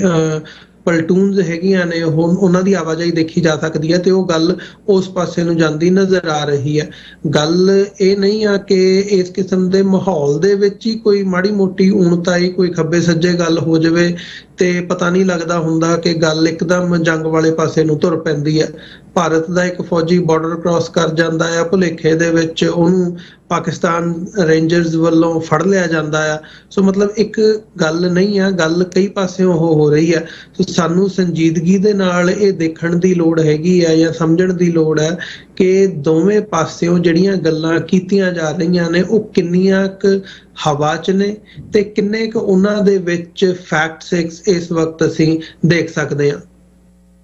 ਦੇਖੋ ਅਮਰਵੀਰ ਸਿੰਘ ਜੀ, ਜਿਹੜੀ ਇੰਡੀਆ ਤੇ ਪਾਕਿਸਤਾਨ ਦੀ ਐਗਜ਼ਿਸਟੈਂਸ ਆ ਹੋਂਦ ਆ, ਉਹੀ ਆਪਣੇ ਆਪ ਦੇ ਵਿੱਚ ਮਤਲਬ ਵੀ ਉਹਨਾਂ ਦੋਨਾਂ ਦਾ ਇੱਕ ਦੂਜੇ ਦੇ ਗੁਆਂਢ 'ਚ ਹੋਣਾ ਹੀ ਇਹਨਾਂ ਦੀ ਐਗਜ਼ਿਸਟੈਂਸ ਤੋਂ ਇੱਕ ਪ੍ਰੋਬਲਮੈਟਿਕ ਚੀਜ਼ ਰਹੀ ਆ। ਤੇ ਮਤਲਬ ਨਫ਼ਰਤ ਇੰਨੀ ਜ਼ਿਆਦਾ ਆ ਕਿ ਕਿਸੇ ਵੀ ਟਾਈਮ ਜਿਹੜੇ ਕੋਈ ਵੀ ਵੱਡੀ ਈਵੈਂਟ ਮਤਲਬ ਹੈਪਨ ਹੋ ਸਕਦੀ ਹੈ ਕਿ ਜਿਹੜਾ ਕਲੈਸ਼ ਆਫ ਫਲੇਅਰ ਅਪ ਹੋ ਸਕਦਾ, ਤੇ ਦੋਨਾਂ ਦੇ ਕੋਲ ਨਿਊਕਲੀਅਰ ਪਾਵਰ ਮਤਲਬ ਨਿਊਕਲੀਅਰ ਤਾਕਤ ਹੈਗੀ ਆ। ਤੇ ਇਹਦੇ ਚੱਲਦਿਆਂ ਮਤਲਬ ਅਸੀਂ ਅੰਦਾਜ਼ਾ ਲਾਉਣਾ ਕਿ ਮਤਲਬ ਕੁਛ ਵੀ ਮਤਲਬ ਤੁਸੀਂ ਕਹੋ ਕਿ ਨਹੀਂ ਹੋ ਸਕਦਾ ਜਾਂ ਹੋ ਸਕਦਾ, ਇਹ ਮਤਲਬ ਪ੍ਰੈਡਿਕਟ ਨਹੀਂ ਕੀਤਾ ਜਾ ਸਕਦਾ ਅਮਰਵੀਰ ਸਿੰਘ ਜੀ। ਪਰ ਮਸਲਾ ਇਹ ਹੈ ਵੀ ਜਿਹੜੀ ਇਸ ਟਾਈਮ ਸਿਚੁਏਸ਼ਨ ਆ, ਚਾਹੇ ਪਾਕਿਸਤਾਨ ਦੀ ਸਿਚੁਏਸ਼ਨ ਆ, ਇੰਡੀਆ ਦੀ ਸਿਚੁਏਸ਼ਨ ਆ, ਮਤਲਬ ਉਹ ਸਾਰੇ ਦੇ ਵਿੱਚ ਹਾਲੇ ਫਿਲਹਾਲ ਕੁਝ ਸਮੇਂ ਲਈ ਇਹ ਲੱਗ ਰਿਹਾ ਹੈ ਕਿ ਦੋਵੇਂ ਧਿਰਾਂ ਇੱਕ ਦੂਜੇ ਦੀਆਂ ਬਾਹਾਂ ਦਾ ਜ਼ੋਰ ਡਿਪਲੋਮੈਟਿਕਲੀ ਪਰਖਣਗੀਆਂ। ਤੇ ਜਿਹਦੇ ਵਿੱਚ ਕਿਉਂਕਿ ਜਿਹੜੇ ਇੰਡੀਆ ਨੇ ਡਿਸੀਜਨਸ ਵੀ ਲਏ ਆ, ਉਹ ਡਿਸੀਜਨਸ ਚਾਹੇ ਉਹ ਇੰਡਸ ਵਾਟਰ ਟ੍ਰੀਟੀ ਨੂੰ ਲੈ ਕੇ ਆ, ਉਹਦੇ 'ਚ ਪਾਣੀ ਰੋਕਣਾ ਹੈ ਜਿਹੜਾ, ਉਹ ਕੋਈ ਮਤਲਬ ਖਾਲਾ ਜੀ ਦਾ ਪੜਾ ਨਹੀਂ ਕਿ 1 ਮਿੰਟ ਤੁਸੀਂ ਐਲਾਨ ਕਰਤਾ ਤੇ ਤੁਸੀਂ ਉਹ ਜਿਹੜੇ ਦਰਿਆ ਨੇ ਉਹਨਾਂ ਨੂੰ ਬੰਨ ਲਾ ਲਓਗੇ ਜਾਂ ਉਹਨਾਂ ਦਾ ਪਾਣੀ ਡਿਵੀਏਟ ਕਰ ਦੋਗੇ। ਪਰ ਹਾਂ, ਇੰਡੀਆ ਜਿਹੜਾ ਆ ਉਹ ਕਿਉਂਕਿ ਹੁਣ ਟ੍ਰੀਟੀ ਤੋਂ ਬਾਹਰ ਮਤਲਬ ਉਹਨੇ ਆਪਣੇ ਆਪ ਨੂੰ ਬਾਹਰ ਕਰਨ ਦਾ ਐਲਾਨ ਕਰਤਾ ਆ, ਤਾਂ ਉਹ ਤੋਂ ਬਾਅਦ ਉਹਦੀ ਜਵਾਬਦੇਹੀ ਨਹੀਂ ਰਹਿ ਜਾਂਦੀ। ਉਸ ਟ੍ਰੀਟੀ ਦੇ ਜਿਹੜੇ ਪ੍ਰੋਟੋਕੋਲ ਆ, ਭਾਵੇਂ ਉਹ ਡੈਮ ਬਣਾਉਣ ਨੂੰ ਲੈ ਕੇ ਦਰਿਆਵਾਂ ਦੇ ਉੱਤੇ, ਭਾਵੇਂ ਉਹ ਪਾਣੀ ਛੱਡਣ ਨੂੰ ਲੈ ਕੇ ਜਿਹੜੇ ਮਤਲਬ ਡੈਮ ਆਲਰੇਡੀ ਇੰਡੀਆ ਦੇ ਬਣੇ ਹੋਏ ਆ, ਤੇ ਉਹ ਉਹਨਾਂ ਦਾ ਪਾਬੰਦ ਨਹੀਂ ਰਹਿੰਦਾ, ਜਿਹਦੇ ਚੱਲਦਿਆਂ ਉਹ ਭਾਵੇਂ ਨਵੇਂ ਡੈਮ ਬਣਾਉਣ ਦੀ ਗੱਲ ਹੋਵੇ, ਕਿਉਂਕਿ ਇੰਡਸ ਵਾਟਰ ਟ੍ਰੀਟੀ ਦੇ ਅਧੀਨ ਤੁਸੀਂ ਕੋਈ ਵੀ ਇਹੋ ਜਿਹੀ ਜਿਹੜੀ ਕੰਸਟਰਕਸ਼ਨ ਆ ਉਹ ਵੀ ਨਹੀਂ ਸੀ ਕਰ ਸਕਦੇ ਜਦੋਂ ਤੱਕ ਮਿਊਚੁਅਲੀ ਐਗਰੀਮੈਂਟ ਸਹਿਮਤੀ ਨਹੀਂ ਹੁੰਦੀ ਆ ਦੋਨਾਂ ਮੁਲਕਾਂ ਦੀ। ਤਾਂ ਹੁਣ ਮਤਲਬ ਉਹ ਬਾਹਰ ਹੋਣ ਤੋਂ ਬਾਅਦ ਇੰਡੀਆ ਫੋਰ ਦਾ ਤੁਸੀਂ ਕਹਿ ਸਕਦੇ ਲੌਂਗ ਟਰਮ ਕੁਛ ਨਾ ਕੁਛ ਇਹੋ ਜਿਹੇ ਚੇਂਜਸ ਕਰ ਸਕਦਾ, ਜਿਹਦਾ ਫਿਰ ਰਿਐਕਸ਼ਨ ਪੋਲੀਟੀਕਲੀ ਵੀ ਤੇ ਮਿਲੀਟੈਰੀਲੀ ਵੀ ਪਾਕਿਸਤਾਨ ਨੇ ਕਲੀਅਰ ਕੀਤਾ ਹੈ ਕਿ it's just like act of war. ਜੇ ਮਤਲਬ ਇੰਡਸ ਵਾਟਰ ਟ੍ਰੀਟੀ ਤੋਂ ਬਾਅਦ ਪਾਣੀ ਦੇ ਨਾਲ ਕੋਈ ਜਿਹੜੀ ਛੇੜਛਾੜ ਕੀਤੀ ਜਾਂਦੀ ਆ, ਉਹ ਫਿਰ ਦੋਵੇਂ ਤਰੀਕਿਆਂ ਦੇ ਨਾਲ ਪਾਕਿਸਤਾਨ ਉਹ ਤੇ ਜਵਾਬ ਦੇ ਸਕਦਾ। ਉਹ ਹੁਣ ਜੇ ਮਿਲੀਟੈਰੀਲੀ ਗੱਲ ਕਰਨੀ ਆ, ਉਹ ਕਿਵੇਂ ਦੀ ਮਤਲਬ ਮਿਲਟਰੀ ਐਕਸ਼ਨ ਹੋ ਸਕਦੇ ਆ, ਉਹ ਮਤਲਬ ਇਹ ਸੰਭਾਵਨਾਵਾਂ ਤੁਸੀਂ ਕਹਿ ਸਕਦੇ ਹੋ ਕਿ ਮਤਲਬ ਇੱਕ ਲੰਮੇ ਸਮੇਂ ਦੇ ਵਿੱਚ ਇਹ ਘਟਨਾਵਾਂ ਵਾਪਰ ਸਕਦੀਆਂ। ਪਰ ਅਸੀਂ ਦੇਖ ਸਕਦੇ ਹਾਂ ਕਿ ਜਿਹੜਾ ਜਦੋਂ ਲਾਸਟ ਟਾਈਮ ਇੰਡੀਆ ਨੇ ਪੁਲਵਾਮਾ ਤੋਂ ਬਾਅਦ ਤੇ ਉੜੀ ਤੋਂ ਬਾਅਦ ਜਿਹੜਾ ਇੱਕ ਮਾਹੌਲ ਸਿਰਜਿਆ ਗਿਆ, ਮਤਲਬ ਉਦੋਂ ਤੋਂ ਜਿਹੜੇ ਇੰਡੀਆ ਤੇ ਪਾਕਿਸਤਾਨ ਦੇ ਡਿਪਲੋਮੈਟਿਕ ਰਿਲੇਸ਼ਨ ਆ ਉਹ ਮਤਲਬ ਸਹੀ ਨਹੀਂ ਹੋ ਰਹੇ, ਉਹ ਲਗਾਤਾਰ ਖਰਾਬ ਹੁੰਦੇ ਜਾ ਰਹੇ ਆ। ਤੇ ਜਿਹੜੀਆਂ ਜੀਓਪੋਲੀਟੀਕਲ ਟੈਂਸ਼ਨਸ ਨੇ ਆਲ ਓਵਰ ਦੀ ਗਲੋਬ, ਕਿਉਂਕਿ ਇਸ ਟਾਈਮ ਜਿਹੜੀ ਸਿਚੁਏਸ਼ਨ ਆ ਉਹ ਚਾਹੇ ਤੁਸੀਂ ਇੰਡਸ ਵਾਟਰ ਟ੍ਰੀਟੀ ਐਗਰੀਮੈਂਟ ਦੀ ਗੱਲ ਕਰੋ ਤਾਂ ਉਹ ਜਿਹੜੀ ਉਹ ਸਾਰੀ ਟ੍ਰੀਟੀ ਆ ਉਹਦੇ 'ਚ ਕੋਈ ਜਿਹੜੀ ਸੋਵਰਨ ਕੰਟਰੀ ਆ ਉਹ ਕਿਸੇ ਦੀ ਜਵਾਬਦੇਹੀ ਨਹੀਂ ਹੁੰਦੀ। ਜੋ ਇਹ ਗੱਲ ਤੇ ਆ ਜਾਏ ਕਿ ਮੈਂ ਮਤਲਬ ਕਿ ਮੈਂ ਨਹੀਂ ਕਿਸੇ ਵੀ ਨੋਮ ਨੂੰ ਮੰਨਦਾ, ਕਿਉਂਕਿ ਅਸੀਂ ਜਾਣਦੇ ਹਾਂ ਕਿ ਚਾਹੇ ਇੰਟਰਨੈਸ਼ਨਲ ਕੋਰਟਸ ਨੇ ਜਾਂ ਇੰਟਰਨੈਸ਼ਨਲ ਜਸਟਿਸ ਸਿਸਟਮ ਆ, ਉਹ ਵੀ ਆਲਰੇਡੀ ਉਹਦੀ ਕੋਈ ਹੁਣ ਬੁੱਕਤ ਨਹੀਂ ਰਹਿ ਗਈ ਹੋਈ। ਕੋਈ ਮੁਲਕ ਜਿਹੜਾ ਆ ਉਹਨਾਂ ਨਹੀਂ ਮੰਨ ਰਿਹਾ। ਤੇ ਆਲਰੇਡੀ ਜਿਹੜਾ ਅਮਰੀਕਾ ਲੈਡ ਸਿਸਟਮ ਸੀ ਆਲ ਓਵਰ ਦੀ ਗਲੋਬ, ਉਹ ਵੀ ਹੁਣ ਅੱਜ ਕੱਲ੍ਹ ਅਮਰੀਕਾ ਨੇ ਆਪਣੇ ਆਪ ਹੀ ਜਿਹੜਾ ਉਹ ਤੋਂ ਪੈਰ ਪਿੱਛੇ ਖਿੱਚ ਲਿਆ। ਤਾਂ ਇਸ ਟਾਈਮ ਤੁਸੀਂ ਕਹਿ ਸਕਦੇ ਹੋ ਕਿ ਮਤਲਬ ਮੈਦਾਨ ਇਹੋ ਜਿਹਾ ਬਣਿਆ ਹੋਇਆ ਇੰਟਰਨੈਸ਼ਨਲ ਪੋਲਿਟਿਕਸ ਦਾ ਕਿ ਜਿੱਥੇ ਜਿਹਦਾ ਜਿੰਨਾ ਜ਼ੋਰ ਚੱਲਦਾ ਅਗਲਾ ਚਲਾ ਰਿਹਾ ਆ, ਤੇ ਉਹਦੇ ਤੇ ਕੋਈ ਵੀ ਮਤਲਬ ਇੰਟਰਨੈਸ਼ਨਲ ਨੋਰਮਸ ਦੀ ਮੋਰੈਲਿਟੀ ਜਿਹੜੀ ਆ ਉਹਦਾ ਪ੍ਰੈਸ਼ਰ ਨਹੀਂ ਹੈਗਾ ਕਿਸੇ ਵੀ ਮੁਲਕ ਦੇ ਉੱਤੇ। ਤਾਂ ਉਹਦੇ ਚੱਲਦਿਆਂ ਮਤਲਬ ਇਹ ਸੰਭਾਵਨਾਵਾਂ ਜ਼ਰੂਰ ਹੈ ਕਿ ਇੰਡੀਆ ਪਿਛਲੇ ਲੰਮੇ ਸਮੇਂ ਤੋਂ ਇਹ ਕੋਸ਼ਿਸ਼ ਕਰ ਰਿਹਾ ਸੀ ਇਸ ਟ੍ਰੀਟੀ ਤੋਂ ਬਾਹਰ ਆਉਣ ਦੀ। ਤਾਂ ਇਹ ਜਿਹੜੀ ਘਟਨਾ ਵਾਪਰੀ ਆ ਉਹਦੇ ਇਵਜ਼ ਦੇ ਵਿੱਚ ਇੰਡੀਆ ਨੇ ਇਹ ਮੌਕਾ ਜਿਹੜਾ ਬਣਾਇਆ ਆ ਕਿ ਹੁਣ ਉਹ ਇੰਡਸ ਵਾਟਰ ਟ੍ਰੀਟੀ ਤੋਂ ਬਾਹਰ ਆ ਰਿਹਾ, ਤੇ ਜਿਹਦੇ ਨਾਲ ਪਾਕਿਸਤਾਨ ਦੀ, ਕਿਉਂਕਿ ਪਾਕਿਸਤਾਨ ਨੂੰ ਤਬਾਹ ਕਰਨਾ ਜਿਹੜਾ ਮਤਲਬ ਜੇ ਕੋਈ ਬੰਦਾ ਇੰਡਸ ਵਾਟਰ ਟ੍ਰੀਟੀ ਦੇ ਨਾਲ ਇੰਡੀਆ ਛੇੜਛਾੜ ਕਰਦਾ ਤਾਂ ਪਾਕਿਸਤਾਨ ਦੀ ਇਕੋਨਮੀ ਜਿਹੜੀ ਆ ਉਹ ਬਰਬਾਦ ਕੀਤੀ ਜਾ ਸਕਦੀ ਆ, ਕਿਉਂਕਿ ਸਾਰਾ ਐਗਰੀਕਲਚਰ ਇਰੀਗੇਸ਼ਨ ਸਿਸਟਮ ਪਾਕਿਸਤਾਨ ਦਾ ਉਹ ਇਹਨਾਂ ਦਰਿਆਵਾਂ ਦੇ ਉੱਤੇ ਖੜਾ ਆ। ਤੇ ਉਹ ਦਰਿਆ ਮਤਲਬ ਉਹਨਾਂ ਦਾ ਵੱਡਾ ਹਿੱਸਾ ਭਾਰਤ ਦੇ ਖਿੱਤੇ ਚੋਂ ਲੰਘ ਕੇ ਜਾਂਦਾ। ਤੇ ਇਹ ਸਾਰੇ ਦੇ ਚੱਲਦੇ ਆ ਮਤਲਬ ਉਹ ਕਾਫੀ ਇੱਕ ਡਿਟੇਲ ਡਿਸਕਸ਼ਨ ਉਹਦੇ ਤੇ ਹੋ ਸਕਦੀ ਹੈ ਕਿ ਉਹ ਕਿਵੇਂ ਇੰਡਸ ਵਾਟਰ ਟ੍ਰੀਟੀ ਵਾਲਾ ਮਸਲਾ ਆ ਇੰਡੀਆ ਉਹਦੇ 'ਚ ਕਿਵੇਂ ਛੇੜਛਾੜ ਕਰ ਸਕਦਾ। ਪਰ ਜਿਹੜੀ ਗੱਲ ਤੁਸੀਂ ਪੁੱਛੀ ਸੀ ਕਿ ਮਤਲਬ ਜਿਹੜਾ ਫॉर ਦਾ ਟਾਈਮ ਬੀਇੰਗ ਇਹ ਨਹੀਂ ਲੱਗ ਰਿਹਾ ਕਿ ਕੋਈ ਵੱਡਾ ਜਿਹੜਾ ਕਨਫਲਿਕਟ ਜਾਂ ਕਲੈਸ਼ ਆ ਮਿਲੀਟੈਰਲੀ ਉਹ ਹਜੇ ਗਰਾਊਂਡ ਦੇ ਉੱਤੇ ਹੋ ਸਕਦਾ। ਇਹ ਜ਼ਰੂਰ ਆ ਵੀ ਕਿਉਂਕਿ ਇੰਡੀਆ ਜਿਹੜੇ ਐਵੀਡੈਂਸ ਇੰਡੀਅਨ ਮੀਡੀਆ ਦੇ ਰਿਹਾ ਉਹ ਐਵੀਡੈਂਸ ਨਹੀਂ ਆ। ਇੰਡੀਅਨ ਮੀਡੀਆ ਦਾ ਪਤਾ ਸਾਰੀ ਦੁਨੀਆ ਨੂੰ ਕਿ ਇੱਕ ਝੂਠ ਦਾ ਪਲੰਦਾ ਆ ਵੀ ਜਿਹੜਾ ਉਹ ਸਿਰਜਦੇ ਆ। ਮਤਲਬ ਕਿਤੋਂ ਚੱਕ ਕੇ ਵੀਡੀਓਜ਼ ਚਲਾ ਰਹੇ ਆ, ਉਹ ਨੈਸ਼ਨਲ ਮੀਡੀਆ ਚਲਾ ਰਿਹਾ, ਲੋਕ ਸੋਸ਼ਲ ਮੀਡੀਆ ਤੇ ਆ ਕੇ ਕਹਿ ਰਹੇ ਆ ਕਿ ਅਸੀਂ ਤਾਂ ਜਿਉਂਦੇ ਆ। ਮਤਲਬ ਪਹਿਲਾਂ ਘੁੰਮਣ ਗਏ ਸੀ ਪਰ ਸਾਡੀ ਵੀਡੀਓ ਅੱਜ ਨੈਸ਼ਨਲ ਮੀਡੀਆ ਤੇ ਚੱਲ ਰਹੀ ਆ ਕਿ ਦੇਖੋ ਜੀ ਇਹ ਵੀ ਮਰ ਗਏ ਆ ਉੱਥੇ, ਤੇ ਉਹਨਾਂ ਨੂੰ ਨੇਵੀ ਦੇ ਆਫੀਸਰ ਦੱਸਿਆ ਜਾ ਰਿਹਾ। ਤੇ ਉਹ ਸਾਰਾ ਜਿਹੜਾ ਮਤਲਬ ਨੈਰੇਟਿਵ ਜਿਹੜਾ ਬਿਲਡ ਕੀਤਾ ਹੈ ਐਂਟੀ ਮੁਸਲਿਮ, ਕਿ ਪਹਿਲਾਂ ਪੁੱਛਿਆ ਗਿਆ ਕਿ ਦੱਸੋ ਜੀ ਤੁਸੀਂ ਮੁਸਲਮਾਨ ਹੋ, ਤੁਸੀਂ ਕਲਮਾ ਪੜ੍ਹੋ, ਮਤਲਬ ਪੈਂਟਾਂ ਲਾ ਕੇ ਦੇਖੀਆਂ ਗਈਆਂ, ਮਤਲਬ ਇਹੋ ਜਿਹੇ ਜਿਹੜੇ ਨੈਰੇਟਿਵ ਆ ਉਹ ਬਿਲਡਅਪ ਕੀਤੇ ਜਾ ਰਹੇ ਆ। ਤਾਂ ਇਹ ਸਾਰੀ ਘਟਨਾ ਤੋਂ ਬਾਅਦ ਤੁਸੀਂ ਦੇਖੋ ਕਿ ਇੱਕ ਪਾਸੇ ਸਾਰੇ ਹਿੰਦੁਸਤਾਨ ਦੇ ਵਿੱਚ ਇਹ ਨੈਰੇਟਿਵ ਬਣਾਇਆ ਜਾ ਰਿਹਾ ਕਿ ਮੁਸਲਮਾਨ ਜਿਹੜੇ ਜਿਨ੍ਹਾਂ ਦੇ ਖਿਲਾਫ ਹੁਣ ਪਿੱਛੇ ਜੇ ਵਕਫ ਬਿੱਲ ਆਇਆ ਤੇ ਮੁਸਲਮਾਨ ਉਹਦੇ ਖਿਲਾਫ ਵਿਰੋਧ ਕਰਨਾ ਸ਼ੁਰੂ ਹੀ ਕਰਨ ਲੱਗੇ ਸੀ। ਜੇ ਉਸ ਬਿੱਲ ਦੇ ਖਿਲਾਫ ਪ੍ਰੋਟੈਸਟ ਹੋਣੇ ਸ਼ੁਰੂ ਹੀ ਹੋਏ ਸੀ, ਆਰਗੇਨਾਈਜ਼ ਹੋਣਾ ਸ਼ੁਰੂ ਹੋ ਰਹੇ ਸੀ। ਪਰ ਨਾਲ ਹੀ ਇਹ ਘਟਨਾ ਜਿਹੜੀ ਵਾਪਰੀ ਤੇ ਉਹਦੇ ਜਿਹੜਾ ਸਾਰਾ ਨੈਰੇਟਿਵ ਬਿਲਡਅਪ ਕੀਤਾ ਐਂਟੀ ਮੁਸਲਿਮ ਕਿ ਮਤਲਬ ਸਾਰੀ ਮੁਸਲਿਮ ਕਮਿਊਨਿਟੀ ਫੇਰ ਦੁਬਾਰਾ ਬੈਕਫੁੱਟ ਤੇ ਆ ਗਈ। ਅੱਜ ਉਹ ਪ੍ਰੋਟੈਕਸ਼ਨਿਜ਼ਮ ਦੇ ਵਿੱਚ ਚਲੇ ਗਏ, ਆਪਣੇ ਆਪ ਨੂੰ ਬਚਾਉਣ ਦੀ ਉਹਨਾਂ ਦੀ ਸਾਰੀ ਜਦੋਜਹਿਦ ਹੋ ਗਈ ਆ। ਵਕਫ ਬਿੱਲ ਸਾਰਾ ਕੁਝ ਵਿੱਚੇ ਰੁਲ ਖੁੱਲ ਗਿਆ। ਤੇ ਇਹ ਦੂਜੇ ਪਾਸੇ ਪੰਜਾਬ ਦੇ ਬਾਰਡਰ ਦੇ ਉੱਤੇ ਅੱਜ ਦੀ ਵੀਡੀਓ ਆ, ਇੰਡੀਅਨ ਐਕਸਪ੍ਰੈਸ ਦੇ ਨਾਮੀ ਪੱਤਰਕਾਰ ਆ, ਉਹਨਾਂ ਨੇ ਆਪਣੇ ਸੋਸ਼ਲ ਮੀਡੀਆ ਹੈਂਡਲ ਤੇ ਸ਼ੇਅਰ ਕੀਤੀ ਕਿ ਜਿੱਥੇ ਇੱਕ ਪਾਸੇ 26 ਜਾਨਾਂ ਗਈਆਂ ਆ, ਮਤਲਬ ਉਹ ਇੱਕ ਸਾਰਾ ਸੋਗ ਪ੍ਰਗਟ ਕਰ ਰਹੇ ਆ, ਇੱਕ ਝੂਠਾ ਅਸੀਂ ਕਹਿ ਸਕਦੇ ਹਾਂ ਨੈਸ਼ਨਲਿਸਟ ਨੇ ਜਿਹੜੇ ਇੰਡੀਆ ਦੇ। ਉਹ ਦੂਜੇ ਪਾਸੇ ਜਿਹੜਾ ਬਾਘਾ ਬਾਰਡਰ ਆ ਉਹਦੇ ਤੇ ਆ ਕੇ ਬਾਰਡਰ ਬੰਦ ਹੋਣ ਦੀ ਖੁਸ਼ੀ ਦੇ ਉੱਤੇ ਉਹ ਭੰਗੜੇ ਪਾਏ ਜਾ ਰਹੇ ਆ ਕਿ ਬਾਰਡਰ ਬੰਦ ਹੋ ਗਿਆ, ਜਿੱਥੇ ਪੰਜਾਬ ਦਾ ਹਰੇਕ ਵਸਿੰਦਾ ਜਿਹੜਾ ਖਾਸ ਤੌਰ ਤੇ ਸਿੱਖ ਜਿਹਦੀ ਅਰਦਾਸ ਦਾ ਹਿੱਸਾ ਆ ਕਿ ਇਹ ਲਾਂਘੇ ਖੁੱਲਣ ਤਾਂ ਕਿ ਜਿਹੜੇ ਸਿੱਖ ਆ ਉਹ ਆਪਣੇ ਗੁਰਧਾਮਾਂ ਦੇ ਦਰਸ਼ਨ ਦਿਦਾਰੇ ਕਰ ਸਕਣ। ਪਰ ਉੱਥੇ ਗੈਰ ਪੰਜਾਬੀ ਤੇ ਪੰਜਾਬ ਦੀਆਂ ਜਿਹੜੀਆਂ ਉਹ ਹਿੰਦੂਤਵੀ ਜਥੇਬੰਦੀਆਂ ਉਹਨਾਂ ਦੇ ਐਕਟਿਵਿਸਟ ਜਿਹੜੇ ਆ ਉਹ ਜਾ ਕੇ ਉੱਥੇ ਬਾਘਾ ਬਾਰਡਰ ਦੇ ਉੱਤੇ ਉਹ ਲਾਂਘੇ ਬੰਦ ਹੋਣ ਤੇ ਖੁਸ਼ੀਆਂ ਜਸ਼ਨ ਮਨਾ ਰਹੇ ਆ, ਭੰਗੜੇ ਪਾ ਰਹੇ ਆ। ਉਹਨਾਂ ਨੂੰ ਕੋਈ ਸੋਗ ਨਹੀਂ ਕਿ ਇੰਨੇ ਜਿਹੜੇ ਬੰਦੇ ਆ ਉਹਨਾਂ ਦੀਆਂ ਲਾਸ਼ਾਂ ਵਿਛੀਆਂ ਨੇ ਉੱਥੇ। ਤਾਂ ਇਹ ਜਿਹੜਾ ਸਾਰਾ ਕੁਛ ਆ ਮਤਲਬ ਇਹ ਸਾਨੂੰ ਇਹ ਦੱਸ ਰਿਹਾ ਕਿ ਇਸ ਘਟਨਾ ਤੋਂ ਬਾਅਦ ਕੋਈ ਬੰਦਾ ਅਜੇ ਫੜਿਆ ਨਹੀਂ ਗਿਆ। ਸਕੈਚ ਜਾਰੀ ਕੀਤੇ ਆ, ਮੋਦੀ ਐਲਾਨ ਕਰ ਰਿਹਾ ਕਿ ਮੈਂ ਧਰਤੀ ਦੇ ਅਖੀਰ ਤੱਕ ਜਾ ਕੇ ਵੀ ਮਤਲਬ ਉਹਨਾਂ ਬੰਦਿਆਂ ਨੂੰ ਫੜੂੰਗਾ ਤੇ ਉਹਨਾਂ ਬੰਦਿਆਂ ਨੂੰ ਮਾਰੂੰਗਾ। ਉਹ ਕੀ ਹੁੰਦਾ ਕਿ ਉਹਨੂੰ ਮਾਰਦੇ ਆ, ਅਸੀਂ ਜਾਣਦੇ ਹਾਂ ਕਿ ਛੱਤੀ ਸਿੰਘਪੁਰਾ ਦੇ ਵਿੱਚ ਵੀ ਆਮ ਬੰਦੇ ਚੁੱਕ ਕੇ ਇਹਨਾਂ ਨੇ ਬਾਅਦ ਚੋਂ ਮਾਰਤੇ ਸੀ ਤੇ ਉਹ ਦੁਨੀਆ ਸਾਹਮਣੇ ਸੱਚ ਆਇਆ ਸੀ ਵੀ ਇਹ ਸਾਰੀ ਘਟਨਾ ਤੋਂ ਬਾਅਦ। ਪਰ ਜੋ ਹੋਇਆ ਆ ਉਹ ਇਹ ਹੈ ਕਿ ਮੁਸਲਮਾਨਾਂ ਦੇ ਖਿਲਾਫ ਇੱਕ ਨਫ਼ਰਤ ਦਾ ਤੁਸੀਂ ਕਹਿ ਸਕਦੇ ਹੋ ਕਿ ਪ੍ਰੋਜੈਕਟ ਚਲਾਇਆ ਗਿਆ, ਜਿਹਦੇ ਚ ਮਤਲਬ ਪੂਰਾ ਮੀਡੀਆ ਨੇ ਬਿਨਾਂ ਕਿਸੇ ਸਟਰੋਂਗ ਐਵੀਡੈਂਸ ਤੋਂ ਮਤਲਬ ਇੱਕ ਹੇਟ ਨੂੰ ਫੈਲਾਇਆ। ਇੰਡੀਅਨ ਮੀਡੀਆ ਨੇ ਜਿਹੜਾ ਆਲਰੇਡੀ ਹਮੇਸ਼ਾ ਇਹ ਕਰਦੇ ਆ। ਤੇ ਦੂਜੇ ਪਾਸੇ ਪੰਜਾਬ ਦਾ ਜਿਹੜਾ ਇੱਕ ਲਾਂਘਾ ਪੰਜਾਬ ਚੜ੍ਹਦੇ ਤੇ ਲਹਿੰਦੇ ਪੰਜਾਬ ਦੇ ਲੋਕਾਂ ਦੀ ਇੱਕ ਸਾਂਝ ਬਣ ਰਹੀ ਸੀ ਬਾਘਾ ਬਾਰਡਰ ਦੇ ਰਾਹੀਂ, ਉਸ ਲਾਂਘੇ ਦੇ ਰਾਹੀਂ ਉਹਦੇ ਤੇ ਰੋਕ ਲਾਤੀ ਗਈ ਹੈ, ਜਿੱਥੋਂ ਇਹਨਾਂ ਨੂੰ ਬਹੁਤ ਤਕਲੀਫ ਸੀ ਪਹਿਲਾਂ ਤੋਂ ਹੀ। ਤੇ ਨਾਲ ਹੀ ਕਰਤਾਰਪੁਰ ਸਾਹਿਬ ਦੀ ਜਿਹੜੀ ਯਾਤਰਾ ਆ ਉਹਨੂੰ ਰੋਕਣ ਦੀਆਂ ਵੀ ਗੱਲਾਂ ਇੰਡੀਅਨ ਜਿਹੜੀ ਐਡਮਿਨਿਸਟ੍ਰੇਸ਼ਨ ਦੇ ਵਿੱਚ ਹੋਣ ਲੱਗੀਆਂ ਨੇ। ਤੇ ਦੂਜੇ ਪਾਸੇ ਜਿਹੜੀ ਇੰਡਸ ਵਾਟਰ ਟ੍ਰੀਟੀ ਆ, ਮਤਲਬ ਇੰਡਸ ਵਾਟਰ ਟ੍ਰੀਟੀ ਲੰਮੇ ਸਮੇਂ ਤੋਂ ਇੰਡੀਆ ਚਾਹ ਰਿਹਾ ਉਹਦੇ ਨਾਲ ਛੇੜਛਾੜ ਕਰਨ ਦੀ, ਤੇ ਉਹਦੇ ਲਈ ਵੀ ਇੱਕ ਗਰਾਊਂਡ ਜਿਹੜਾ ਆ ਤਿਆਰ ਹੋਇਆ। ਹੋਰ ਹਜੇ ਤੱਕ ਜਿਹੜੇ ਇੰਡੀਆ ਦੇ ਐਕਸ਼ਨਸ ਨੇ, ਜਿਹੜੇ ਆ ਸਫੀਰ ਕੱਢਣੇ ਆ ਜਾਂ ਬੰਦੇ ਕੱਢਣੇ, ਇਹ ਤਾਂ ਚੱਲਦਾ ਰਹਿੰਦਾ ਹੈ ਇਹਨਾਂ ਦਾ ਵੀ। ਮਤਲਬ ਜਿਹੜੇ ਇਹ ਐਕਸ਼ਨਸ ਨੇ ਇਹ ਹਜੇ ਤੱਕ ਹੋਏ ਆ ਤੇ ਉਹਦੇ ਤੋਂ ਸਾਰਿਆਂ ਤੋਂ ਇਹੀ ਲੱਗ ਰਿਹਾ ਵੀ ਜਿਹੜੀ ਗੱਲ ਅਸੀਂ ਪਿਛਲੇ ਵੀ ਆਪਣੇ ਸਾਰੇ ਮਤਲਬ ਉਸ ਐਪੀਸੋਡ 'ਚ ਡਿਸਕਸ ਕੀਤੀ ਸੀ ਕਿ ਕਸ਼ਮੀਰ ਦੀ ਮੂਵਮੈਂਟ ਜਿਹੜੀ ਆ ਉਹਦੀ ਵਿੱਚ ਕਦੇ ਵੀ ਇਸ ਤਰੀਕੇ ਦੇ ਨਾਲ ਜਿਹੜੇ ਯਾਤਰੀ ਕਸ਼ਮੀਰ ਦੀ ਇਕੋਨਮੀ ਨੂੰ ਮਤਲਬ ਕਿਉਂਕਿ ਯਾਤਰੀ ਜਿਹੜੇ ਜਦੋਂ ਜਾਂਦੇ ਆ ਤਾਂ ਕਸ਼ਮੀਰ ਦੀ ਇਕੋਨਮੀ ਨੂੰ ਬੂਸਟ ਮਿਲਦਾ, ਲੋਕਾਂ ਨੂੰ ਰੁਜ਼ਗਾਰ ਮਿਲਦਾ ਜਿਹੜੇ ਕਸ਼ਮੀਰੀ ਨੇ। ਤੇ ਨਾਲ ਹੀ ਅਸੀਂ ਦੇਖਿਆ ਕਿ ਪਿਛਲੇ ਕੁਝ ਸਾਲਾਂ ਤੋਂ ਭਾਵੇਂ ਕਿ ਇੰਡੀਅਨ ਐਡਮਿਨਿਸਟ੍ਰੇਸ਼ਨ ਵੀ ਇਹ ਚੀਜ਼ ਬਣਾ ਰਹੀ ਸੀ ਕਿ ਉੱਥੇ ਸਾਰਾ ਕੁਝ ਨੋਰਮਲਾਈਜ਼ ਹੋ ਰਿਹਾ ਆ, ਉੱਥੇ ਦੇਖੋ ਟੂਰਿਸਟ ਜਾ ਰਹੇ ਆ, ਪਰ ਅਸੀਂ ਜਾਣਦੇ ਹਾਂ ਕਿ ਉਹ ਨੋਰਮਲਾਈਜੇਸ਼ਨ ਜਿਹੜੀ ਆ ਉਹ ਟੂਰਿਸਟ ਉਹ ਪਹਿਲਾਂ ਵੀ ਕਸ਼ਮੀਰ ਜਾਂਦੇ ਸੀ ਤੇ ਕਦੇ ਵੀ ਕਸ਼ਮੀਰੀ ਮਿਲੀਟੈਂਟਸ ਨੇ ਉਹਨਾਂ ਟੂਰਿਸਟ ਦੇ ਉੱਤੇ ਅਟੈਕ ਨਹੀਂ ਸੀ ਕੀਤਾ। ਪਰ ਹੁਣ ਪਿਛਲੇ ਸਮੇਂ ਤੋਂ ਕਿਉਂਕਿ ਹਿਮਾਚਲ ਦੇ ਵਿੱਚ ਜਿਸ ਤਰੀਕੇ ਦੇ ਨਾਲ ਪੰਜਾਬੀਆਂ ਦੇ ਨਾਲ ਵਿਹਾਰ ਕੀਤਾ ਜਾ ਰਿਹਾ ਸੀ, ਤਾਂ ਜਿਹੜਾ ਹਿੱਲ ਸਟੇਸ਼ਨ ਪਿਕ ਕਰਨਾ ਹੁੰਦਾ ਸੀ, ਖਾਸ ਤੌਰ ਤੇ ਪੰਜਾਬ ਦੇ ਲੋਕ ਜ਼ਿਆਦਾ ਘੁੰਮਣ ਜਾਂਦੇ ਆ ਉੱਤਰ ਦੇ ਖਿੱਤੇ 'ਚ,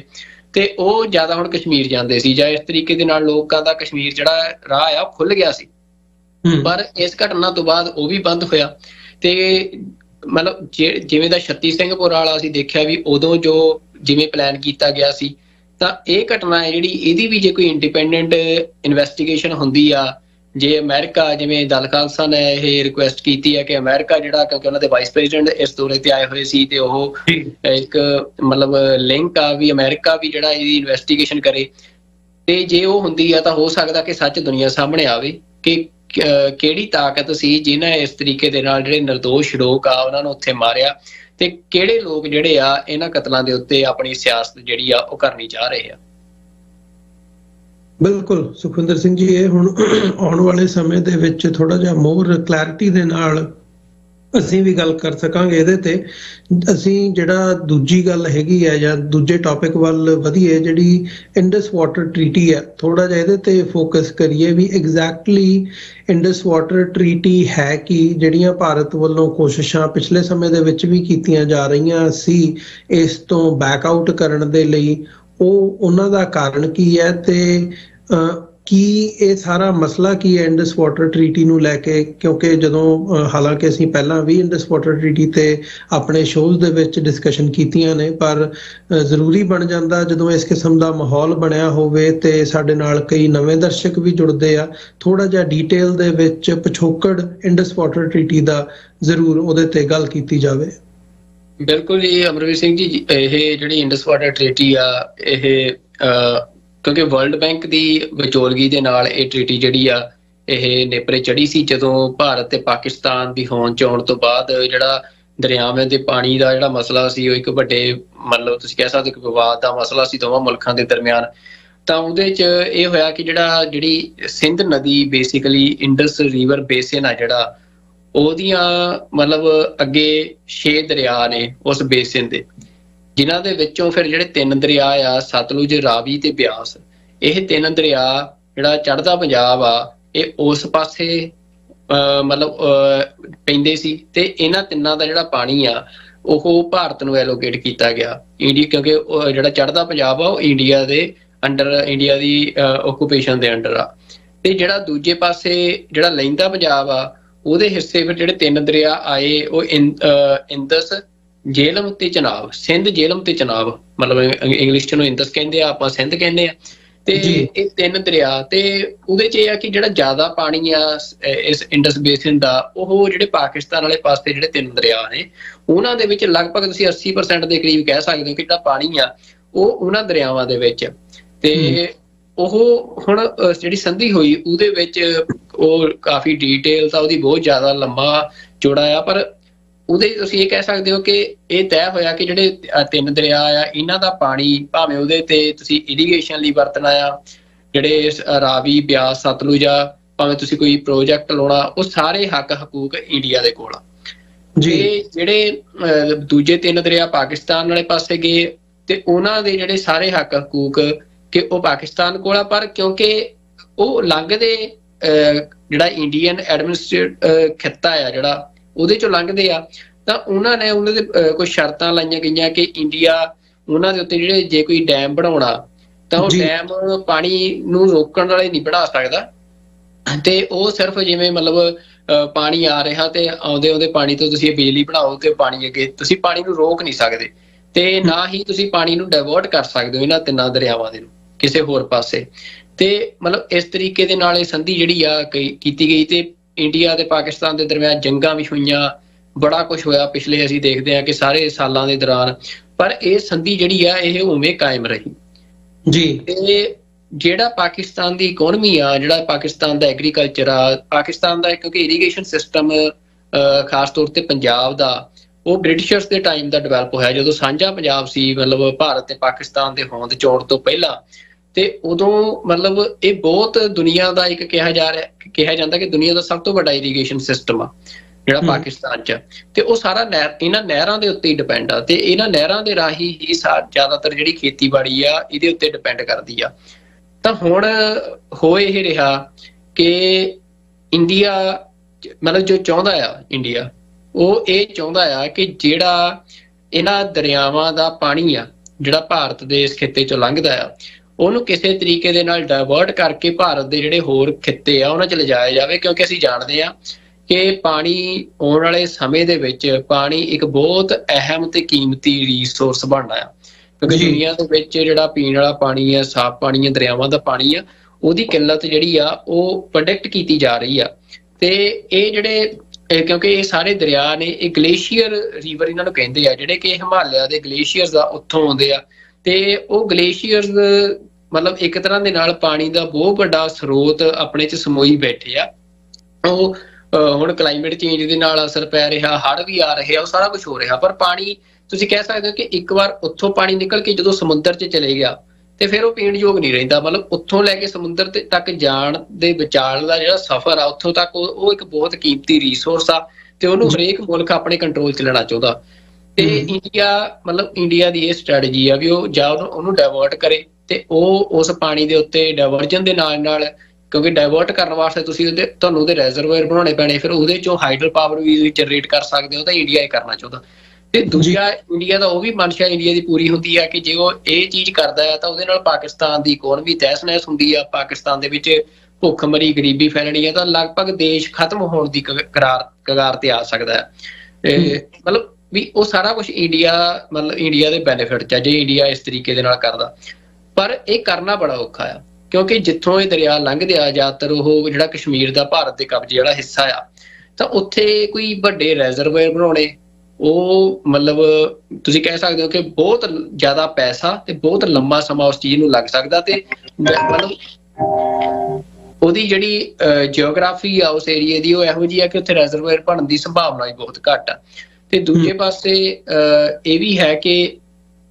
ਜਿਹੜਾ ਮਤਲਬ ਪਾਣੀ ਹੈ ਇਹਨਾਂ ਦਰਿਆਵਾਂ ਦਾ ਉਹ ਇੰਨਾ ਜ਼ਿਆਦਾ, ਖਾਸ ਤੌਰ ਤੇ ਉਹ ਸੀਜ਼ਨ ਜਦੋਂ ਗਲੇਸ਼ੀਅਰਸ ਤੋਂ ਬਰਫ਼ ਪਿਘਲਦੀ ਆ, ਉਹ ਜਿਹੜਾ ਪਾਣੀ ਆ ਉਹਨੂੰ ਬੰਨ ਮਾਰਨਾ ਮਤਲਬ ਉਹਦੀ ਪੋਸੀਬਿਲਿਟੀ ਬਹੁਤ ਘੱਟ ਆ। ਪਰ ਇੰਡੀਆ ਮਤਲਬ ਕੋਈ ਨਾ ਕੋਈ ਜਿਹੜਾ ਪਲਾਨ ਆ ਉਹ ਲੰਬੇ ਸਮੇਂ ਤੋਂ ਸਿਰਜ ਰਿਹਾ, ਜਿਹਦੇ ਨਾਲ ਉਹ ਭਾਵੇਂ ਰਿਜ਼ਰਵਾਇਰ ਵੱਡੇ ਨਾ ਬਣਾਵੇ ਪਰ ਉਹ ਡਾਇਵਰਟ ਕਰਨਾ ਚਾਹੁੰਦਾ ਪਾਣੀ ਦੇ ਇੱਕ ਹਿੱਸੇ ਨੂੰ। ਤੇ ਉਹ ਤੋਂ ਬਾਅਦ ਅੱਗੇ ਮਤਲਬ ਇਹ ਆ ਕਿ ਉਹਦੀ ਜਵਾਬਦੇਹੀ ਕੋਈ ਨਹੀਂ, ਜਦੋਂ ਫਿਰ ਜੀ ਕੀਤਾ ਤੇ ਪਾਕਿਸਤਾਨ ਵੱਲ ਨੂੰ ਛੱਡਤਾ, ਕਿਉਂਕਿ ਪਾਣੀ ਨੇ ਜਾਣਾ ਪਾਕਿਸਤਾਨ ਹੈ। ਮਤਲਬ ਪਾਣੀ ਦਾ ਜਿਹੜਾ ਨੈਚੁਰਲ ਵਹਾਅ ਆ, ਜਿੰਨਾ ਤੁਸੀਂ ਪੈਪਾਂ ਦੇ ਰਾਹੀਂ ਜਾਂ ਕੋਈ ਇਹੋ ਜਿਹਾ ਸਿਸਟਮ ਬਣਾ ਕੇ ਤੁਸੀਂ ਡਾਇਵਰਟ ਕਰ ਲਓਗੇ, ਬਾਕੀ ਸਾਰਾ ਉਧਰ ਹੀ ਜਾਣਾ। ਤਾਂ ਮਤਲਬ ਉਹਦੇ 'ਚ ਤੁਸੀਂ ਇਹ ਕਹਿ ਸਕਦੇ ਹੋ ਕਿ ਵੀ ਜਿਹੜੀ ਪੰਜਾਬ ਦੀ ਸੱਭਿਅਤਾ, ਜਿਹੜੀ ਪੰਜਾਬੀ ਸੱਭਿਅਤਾ ਰਣਵੀਰ ਸਿੰਘ ਜੀ, ਸਭ ਤੋਂ ਵੱਡੀ ਗੱਲ ਜਿਹੜੀ ਇਸ ਮਸਲੇ ਦੇ ਵਿੱਚ ਆ ਉਹ ਇਹ ਆ ਕਿ ਜਿਹੜੀ ਪੰਜਾਬੀ ਸੱਭਿਅਤਾ ਸਾਰੀ ਆ ਉਹ ਵਿਕਸਿਤ ਹੋਈ ਆ ਇਸ ਸਿੰਧ ਨਦੀ ਦੇ ਕੰਢੇ ਤੇ ਜੀ, ਜਿਹਦੇ 'ਚ ਇਹ ਸਾਰੇ ਦਰਿਆ ਆਉਂਦੇ ਆ। ਤੇ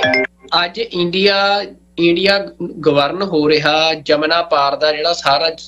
ਜਮਨਾ ਪਾਰ ਦੇ ਲੋਕ ਆ, ਜਿਹੜੀ ਉਹ ਸੱਭਿਅਤਾ ਜਿਹੜੀ ਬਿਲਕੁਲ ਪੰਜਾਬ ਦੀ ਸੱਭਿਅਤਾ ਤੋਂ ਵੱਖਰੀ ਆ, ਜਿਨ੍ਹਾਂ ਦਾ ਕੋਈ ਸਰੋਕਾਰ ਨਹੀਂ ਪੰਜਾਬ ਦੀ ਸੱਭਿਅਤਾ ਦੇ ਨਾਲ, ਉਹ ਉਹਨਾਂ ਵੱਲੋਂ ਗਵਰਨ ਹੋ ਰਿਹਾ। ਤੇ ਉਹ ਮਤਲਬ ਵੀ ਜਿਹੜੀ ਇਹ ਸਾਰੀ ਸੱਭਿਅਤਾ ਆ, ਜੇ ਇਹਦੇ ਚੋਂ ਨਦੀਆਂ ਖਤਮ ਹੋ ਜਾਣ ਤਾਂ ਇਹ ਸੱਭਿਅਤਾ ਖਤਮ ਆ ਜੀ। ਉਹਨਾਂ ਦੇ ਲਈ ਮਤਲਬ ਇਹ ਆ ਕਿ ਉਹ ਇਹਨਾਂ ਨਦੀਆਂ ਦੇ ਨਾਲ ਇੰਨੀ ਕਿ ਜ਼ਿਆਦਾ ਛੇੜਛਾੜ ਕਰਨੀ ਚਾਹੁੰਦੇ ਆ ਕਿ ਉਸ ਜਿਹੜੀ ਐਡਮਿਨਿਸਟ੍ਰੇਸ਼ਨ ਆ ਇਸ ਟਾਈਮ ਇੰਡੀਆ ਨੂੰ ਰਨ ਕਰ ਰਹੀ ਆ, ਉਹਨਾਂ ਦਾ ਕੋਈ ਇਮੋਸ਼ਨਲ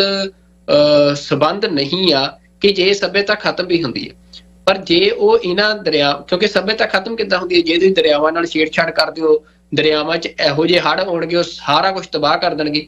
ਦਰਿਆਵਾਂ 'ਚ ਹੜ੍ਹ ਤੋਂ ਬਾਅਦ ਦਰਿਆ ਸੁੱਕ ਜਾਣਗੇ ਤਾਂ ਵੀ ਸਾਰਾ ਕੁਝ ਬਰਬਾਦ ਆ। ਮਤਲਬ ਇਹ ਜਿਹੜੀ ਸੱਭਿਅਤਾ ਹੈ ਬਰਬਾਦ ਹੋ ਜਾਣੀ ਹੈ, ਜਿਹਦਾ ਅਸਰ ਚੜ੍ਹਦੇ ਪੰਜਾਬ ਤੇ ਲਹਿੰਦੇ ਪੰਜਾਬ ਤੇ ਸਭ ਤੋਂ ਵੱਧ ਪੈਣਾ ਆ। ਮਤਲਬ ਇਹ ਨਹੀਂ ਕਿ ਇਕੱਲਾ ਪਾਕਿਸਤਾਨ ਤੇ ਜਿਹੜੀ ਇਹ ਪਾਲਿਸੀ ਇੰਡੀਆ ਲੈ ਰਿਹਾ ਹੈ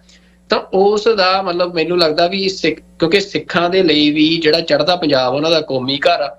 ਤੇ ਸਾਰੀ ਸਿੱਖਾਂ ਦੀ ਸੱਭਿਅਤਾ ਇਸ ਖਿੱਤੇ 'ਚ ਕੰਸੋਲੀਡੇਟ ਆ। ਤਾਂ ਇਸ ਕਰਕੇ ਜਿਹੜੀ ਇਹ ਇੰਡਸ ਵਾਟਰ ਟ੍ਰੀਟੀ ਆ, ਹਾਲਾਂਕਿ ਇਸ ਟ੍ਰੀਟੀ ਦੇ ਵਿੱਚ ਵੀ ਕਈ ਗੱਲਾਂ ਪ੍ਰੋਬਲਮੈਟਿਕ ਹੈਗੀਆਂ ਸੀ, ਕਿਉਂਕਿ ਇਸ ਟ੍ਰੀਟੀ ਦੇ ਕਰਕੇ ਹੀ ਇੰਡੀਆ ਨੂੰ ਇਹ ਹੱਕ ਹਕੂਕ ਮਿਲਿਆ ਕਿ ਉਹਨਾਂ ਜਿਹੜੇ ਦਰਿਆ ਆ ਉਹਨਾਂ ਨੂੰ ਬੰਨ ਮਾਰ ਕੇ ਜਿਹੜੇ ਪੰਜਾਬ ਦੇ ਹਿੱਸੇ ਦੇ ਵੀ ਸੀ ਤੇ ਉਹ ਪਾਣੀ ਰਾਜਸਥਾਨ ਜਾਂ ਹਰਿਆਣੇ ਜਾਂ ਦਿੱਲੀ ਜਿਹੜਾ ਉੱਧਰ ਲੈ ਗਿਆ। ਤਾਂ ਉਹ ਵੀ ਸਾਰੀਆਂ ਗੱਲਾਂ ਆ। ਪਰ ਜੋ ਹੁਣ ਇੰਡੀਆ ਕਰਨ ਜਾ ਰਿਹਾ ਅਗਲੇ ਸਮੇਂ 'ਚ, ਤਾਂ ਉਹ ਸਾਰੀ ਪੰਜਾਬੀ ਸੱਭਿਅਤਾ ਉਹਦੇ ਨਾਲ ਖਤਰੇ 'ਚ ਆ, ਚਾਹੇ ਉਹ ਪਾਕਿਸਤਾਨ ਵਾਲੇ ਪਾਸੇ ਹੋਵੇ ਚਾਹੇ ਉਹ ਚੜ੍ਹਦੇ ਪੰਜਾਬ ਵਾਲੇ ਪਾਸੇ ਹੋਵੇ। ਤਾਂ ਇੰਡੀਆ ਬੇਸਿਕਲੀ ਤੁਸੀਂ ਕਹਿ ਸਕਦੇ ਹੋ ਕਿ ਭਾਵੇਂ ਆਪਣੇ ਲਈ ਉਹਨੂੰ ਕੱਖ ਨਾ ਮਿਲੇ ਇਸ ਦਰਿਆਵਾਂ ਦੇ ਨਾਲ ਛੇੜਛਾੜ ਕਰਕੇ, ਜਿਵੇਂ ਅਸੀਂ ਕਹਿੰਦੇ ਹਾਂ ਕਿ ਪੰਜਾਬ ਦੇ ਦਰਿਆਵਾਂ ਦਾ ਪਾਣੀ ਇੰਡੀਆ ਰਾਜਸਥਾਨ ਲੈ ਗਿਆ, ਤੇ ਰਾਜਸਥਾਨ ਦੇ ਵਿੱਚ ਇੱਕ ਬੜੇ ਥੋੜੇ ਹਿੱਸੇ ਦੇ ਵਿੱਚ ਉਸ ਪਾਣੀ ਦੀ ਵਰਤੋਂ ਹੁੰਦੀ ਹੈ। ਅੱਗੇ ਜਾ ਕੇ ਉਹ ਸਾਰਾ ਪਾਣੀ ਜਿਹੜਾ ਹੈ ਉਹਦੇ ਤੇ ਡਾਕੂਮੈਂਟਰੀਜ਼ ਆਈਆਂ ਨੇ, ਉਹ ਸਟੱਡੀ ਆ ਬਕਾਇਦਾ ਕਿ ਉਹ ਸਾਰਾ ਪਾਣੀ ਅੱਗੇ ਰੇਗਿਸਤਾਨ ਦੇ ਵਿੱਚ ਐਵੇਂ ਸੁੱਟਿਆ ਜਾ ਰਿਹਾ, ਪਰ ਪੰਜਾਬ ਤੋਂ ਪਾਣੀ ਖਿੱਚਿਆ ਜਾ ਰਿਹਾ। ਤੇ ਉਹ ਪੰਜਾਬ ਨੂੰ ਕੀ ਦਿੱਤਾ ਗਿਆ ਕਿ ਤੁਸੀਂ ਜ਼ਮੀਨ ਹੇਠਲਾ ਪਾਣੀ ਕੱਢ ਕੇ ਵਰਤੋਂ, ਤੇ ਅੱਜ ਪੰਜਾਬ ਦੇ ਵਿੱਚ ਗਰਾਊਂਡ ਵਾਟਰ ਡਿਪਲੀਸ਼ਨ ਖਤਰਨਾਕ ਪੱਧਰ ਤੱਕ ਚਲੇ ਗਈ ਆ। ਤਾਂ ਮਸਲਾ ਇਹ ਹੈ ਕਿ ਜੋ ਇੰਡੀਆ ਦੀ ਬੇਪਰਵਾਦੀ ਹਕੂਮਤ ਆ ਜਿਹੜੀ, ਉਹ ਮਤਲਬ ਜਿਹੜੀਆਂ ਪਾਲਿਸੀਜ਼ ਬਣਾ ਰਹੀ ਆ, ਉਹਦਾ ਨਿਸ਼ਾਨਾ ਜਿਹੜੇ ਪੰਜਾਬ ਦਾ ਇਹ ਸਾਰਾ ਖਿੱਤਾ ਆ, ਇਹਨੂੰ ਬਰਬਾਦ ਕਰਨਾ, ਇਹਨੂੰ ਖਤਮ ਕਰਨਾ। ਉਹਦੀ ਪਾਲਿਸੀ ਨੂੰ ਤੁਸੀਂ ਇਹ ਨਾ ਮੰਨੋ ਕਿ ਅੱਜ ਜੋ ਕਰ ਰਹੇ ਆ ਉਹ 1 ਸਾਲ ਲਈ, 2 ਸਾਲ ਲਈ, 5 ਸਾਲਾਂ ਲਈ ਕਰ ਰਹੇ ਆ। ਉਹ ਅੱਜ ਤੋਂ 100 ਸਾਲਾਂ ਨੂੰ ਪੰਜਾਬ ਕਿਹੋ ਜਿਹਾ ਹੋਣਾ, ਇਸ ਬਾਰੇ ਸੋਚ ਕੇ ਉਹ ਡਿਸੀਜਨ ਲੈ ਰਹੇ ਆ। ਤੇ ਇਸ ਗੱਲ ਦਾ ਪਾਕਿਸਤਾਨ, ਕਿਉਂਕਿ ਪਾਕਿਸਤਾਨ ਦੀ ਇਕੋਨਮੀ, ਪਾਕਿਸਤਾਨ ਨੂੰ ਵੀ ਇਸ ਗੱਲ ਦਾ ਪਤਾ ਕਿ ਇੱਕੋ ਦਮ ਤਾਂ ਇਹ ਦਰਿਆਵਾਂ ਨੂੰ ਬੰਨ੍ਹ ਨਹੀਂ ਮਾਰੇ ਜਾ ਸਕਦੇ, ਪਰ ਉਹਨਾਂ ਨੇ ਸਪਸ਼ਟ ਕੀਤਾ ਕਿ ਜੇ ਤੁਸੀਂ ਬਿਲਕੁਲ ਮਾੜੀ ਮੋਟੀ ਵੀ ਛੇੜਛਾੜ ਕਰਨ ਦੀ ਕੋਸ਼ਿਸ਼ ਕਰਦੇ ਹੋ, ਕਿ ਜਦੋਂ ਉਦਾਹਰਨ ਦੇ ਤੌਰ ਤੇ ਜਦੋਂ ਫਸਲ ਦੀ ਬਿਜਾਈ ਹੋਣੀ ਹੁੰਦੀ ਆ, ਜੇ ਉਸ ਟਾਈਮ ਤੁਸੀਂ ਪਾਣੀ ਜਿਹੜਾ ਆ, ਕਿਉਂਕਿ ਇੱਕ ਤਾਂ ਉਹ ਸਮਾਂ ਹੁੰਦਾ ਜਿਹੜਾ ਬਰਸਾਤੀ ਸਮਾਂ ਅਸੀਂ ਕਹਿੰਦੇ ਆ ਅਮਰਵੀਰ ਸਿੰਘ ਜੀ, ਜਦੋਂ ਪਾਣੀ ਜਿਹੜਾ ਆ ਬਹੁਤ ਜ਼ਿਆਦਾ ਆਉਂਦਾ, ਉਦੋਂ ਇੰਡੀਆ ਤੋਂ ਵੀ ਸਾਂਭਿਆ ਨਹੀਂ ਜਾਂਦਾ, ਸਾਰੇ ਪਾਸੇ ਹੜ੍ਹ ਹੁੰਦੇ ਆ। ਪਰ ਜਦੋਂ ਮਤਲਬ ਦੂਜਾ ਜਦੋਂ ਪਾਣੀ ਜਿਹੜਾ ਆ ਸਹਿਜ 'ਚ ਚੱਲਦਾ ਆ, ਬਰਸਾਤੀ ਮੌਸਮ ਨਹੀਂ ਹੁੰਦਾ ਆ, ਉਸ ਸਮੇਂ ਜਿਹੜੀਆਂ ਫਸਲਾਂ ਦੀ ਜੇ ਬਿਜਾਈ ਆ, ਉਹਦੇ ਲਈ ਪਾਣੀ ਮਿਲਣ ਦੇ ਵਿੱਚ ਕਿੱਲਤ ਮਹੀਨੇ ਦੀ ਵੀ 10-15 ਦਿਨਾਂ ਦੀ ਵੀ ਆ ਜੇ, ਤਾਂ ਉਹਦੇ ਨਾਲ ਸਾਰਾ ਹੀ ਜਿਹੜਾ ਤੁਹਾਡੇ ਮਤਲਬ ਤੁਹਾਡਾ ਸਾਈਕਲ ਆ ਫਸਲ ਦਾ, ਉਹ ਸਾਰਾ ਵਿਗੜ ਜਾਂਦਾ ਹੈ, ਜਿਹਦੇ ਨਾਲ ਤੁਹਾਡੇ ਖਰਚੇ ਵੱਧ ਜਾਂਦੇ ਆ ਪੈਦਾਵਾਰ ਦੇ, ਤੇ ਨਾਲ ਹੀ ਜਿਹੜੀ ਤੁਹਾਡੀ ਉਪਜ ਆ ਉਹਦੇ ਤੇ ਵੀ ਨੈਗੇਟਿਵ ਅਸਰ ਪੈਂਦਾ ਹੈ। ਤਾਂ ਉਹ ਸਾਰੀਆਂ ਚੀਜ਼ਾਂ ਦੇ ਨਾਲ ਉਹ ਇੱਕ ਜ਼ਿਮੀਂਦਾਰ ਦੇ 10 ਕਿੱਲਿਆਂ ਦੇ ਉੱਤੇ ਇੱਕ ਛੋਟਾ ਜਿਹਾ ਅਸਰ ਭਾਵੇਂ ਪਵੇ, ਪਰ ਜਦੋਂ ਇੱਕ ਦੇਸ਼ ਦੀ ਗੱਲ ਕੀਤੀ ਜਾਂਦੀ ਆ ਤਾਂ ਉਹਦੀ ਪੂਰੀ ਜਿਹੜੀ ਇਕੋਨਮੀ ਆ ਉਹਦੇ ਤੇ ਬਹੁਤ ਵੱਡਾ ਅਸਰ ਜਿਹੜਾ ਆ ਇਹਨਾਂ ਚੀਜ਼ਾਂ ਦਾ ਪੈ ਸਕਦਾ। ਤੇ ਇਸ ਕਰਕੇ ਪਾਕਿਸਤਾਨ ਦੇ ਸਾਬਕਾ ਸਫੀਰ ਸੀ, ਮੈਂ ਅੱਜ ਉਹਨਾਂ ਦੀ ਇੱਕ ਵੀਡੀਓ ਦੇਖ ਰਿਹਾ ਸੀ, ਮੈਨੂੰ ਉਹਨਾਂ ਦਾ ਨਾਂ ਨਹੀਂ ਯਾਦ ਜੀ, ਤਾਂ ਉਹਨਾਂ ਦੀ ਇੱਕ ਸਟੇਟਮੈਂਟ ਬੜੀ ਅਹਿਮ ਉਹਨਾਂ ਨੇ ਦਿੱਤੀ। ਉਹ ਕਹਿੰਦੇ ਕਿ ਭਾਈ ਭਾਰਤ ਦੀ ਮਰਜ਼ੀ ਆ ਵੀ ਉਹ ਕੀ ਕਰਨਾ ਚਾਹੁੰਦਾ ਆ, ਕਿ ਜੇ ਉਹ ਇਹਨਾਂ ਦਰਿਆਵਾਂ ਦੇ ਵਿੱਚ ਪਾਣੀ ਨਹੀਂ ਚਾਹੁੰਦਾ, ਇਹਨਾਂ ਦਰਿਆਵਾਂ ਨੂੰ ਪਾਣੀ ਤੋਂ ਵਿਹੂਣੀਆਂ ਕਰਨੀਆਂ ਚਾਹੁੰਦਾ, ਜੇ ਦਰਿਆਵਾਂ 'ਚ ਇਹਨਾਂ 'ਚ ਪਾਣੀ ਨਹੀਂ ਵਹੂਗਾ ਤਾਂ ਫਿਰ ਖੂਨ ਵਹੂਗਾ। ਤਾਂ ਮਤਲਬ ਇਹ ਪਾਕਿਸਤਾਨ ਦੀ ਜਿਹੜੀ ਅਪਰੋਚ ਆ ਇਹ ਸਪਸ਼ਟ ਆ, ਇਸ ਲਈ ਉਹਨਾਂ ਨੇ ਕਿਹਾ ਕਿ it's N act of war, ਜੇ ਤੁਸੀਂ ਇਸ ਸੰਧੀ ਦੇ ਨਾਲ ਕੋਈ ਛੇੜਛਾੜ ਕਰਦੇ ਹੋ, ਕਿਉਂਕਿ ਸਾਰਾ ਪਾਕਿਸਤਾਨ ਦੀ ਜਿਹੜੀ ਜ਼ਿੰਦਗੀ ਆ ਉਹ ਇਹਨਾਂ ਨਦੀਆਂ ਉੱਤੇ ਡਿਪੈਂਡ ਕਰਦੀ ਆ, ਤੇ ਇਹਨਾਂ ਨਦੀਆਂ ਦੇ ਨਾਲ ਕੀਤੀ ਕੋਈ ਵੀ ਛੇੜਛਾੜ ਉਹ ਪਾਕਿਸਤਾਨ ਦੇ ਲਈ ਇਕੱਲੀ ਮਾੜੀ ਨਹੀਂ ਆ।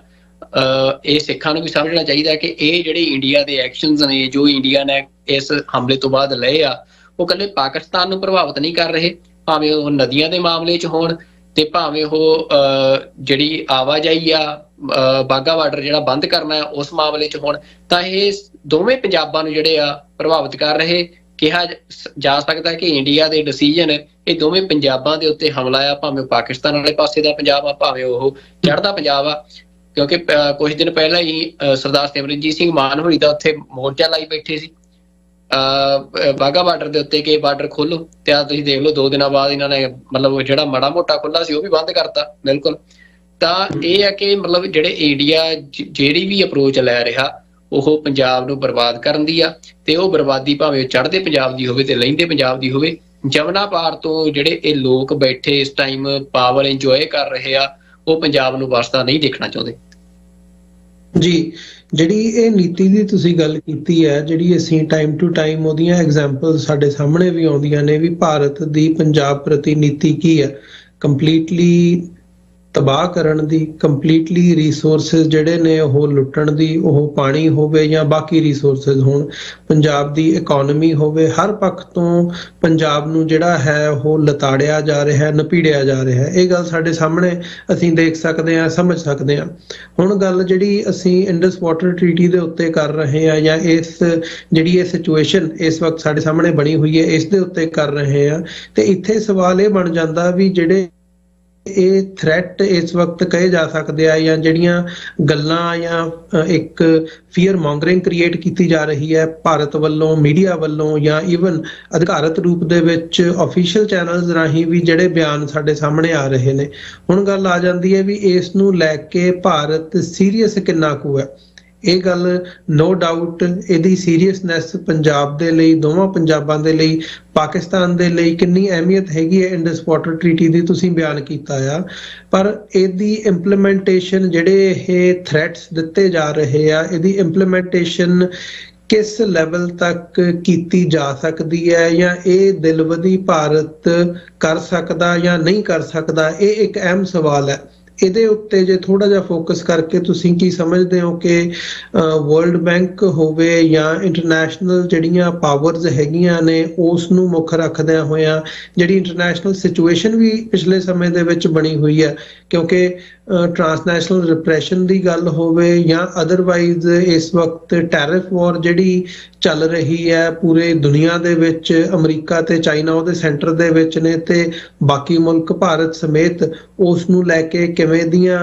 ਜਿਹੜੀਆਂ ਆਪਣੇ ਪੈਂਤੜੇ ਨੇ ਉਹ ਚੱਲੇ ਜਾ ਰਹੇ ਨੇ। ਸੋ ਇਹ ਸਾਰਾ ਕੁਝ ਅਕਾਊਂਟ ਦੇ ਵਿੱਚ ਦੇਖਣ ਦੀ ਲੋੜ ਹੈ ਵੀ ਇਹ ਜਿਹੜੀ ਸਿਚੁਏਸ਼ਨ ਹੁਣ ਇੰਡਸ ਵਾਟਰ ਟਰੀਟੀ ਜਾਂ ਭਾਰਤ ਪਾਕਿਸਤਾਨ ਦੇ ਦਰਮਿਆਨ ਬਣੀ ਹੈ, ਇਹ ਸਾਰੀ ਦੇ ਵਿੱਚ ਕਿਸ ਹਿਸਾਬ ਨਾਲ ਫਿੱਟ ਹੁੰਦੀ ਹੈ। ਸੋ ਉਸ ਪੱਖ ਤੋਂ ਕੀ ਨਜ਼ਰ ਆਉਂਦਾ ਹੈ ਕਿ ਭਾਰਤ ਕੀ ਰੀਅਲੀ ਇਸ ਨੂੰ ਅਮਲੀ ਜਾਮਾ ਪਹਿਨਾਉਣ ਦੇ ਵੱਲ ਵੱਧ ਸਕਦਾ ਕਿ ਉਹ ਕੰਪਲੀਟਲੀ ਇੰਡਸ ਵਾਟਰ ਟਰੀਟੀ ਸਕ੍ਰੈਪ ਕਰਨ ਵੱਲ ਵਧੇ ਤੇ ਸਿਚੁਏਸ਼ਨ ਜਿਹੜੀ ਹੈ ਉਹ ਵੱਧ ਤੋਂ ਬਦਤਰ ਹੋਵੇ?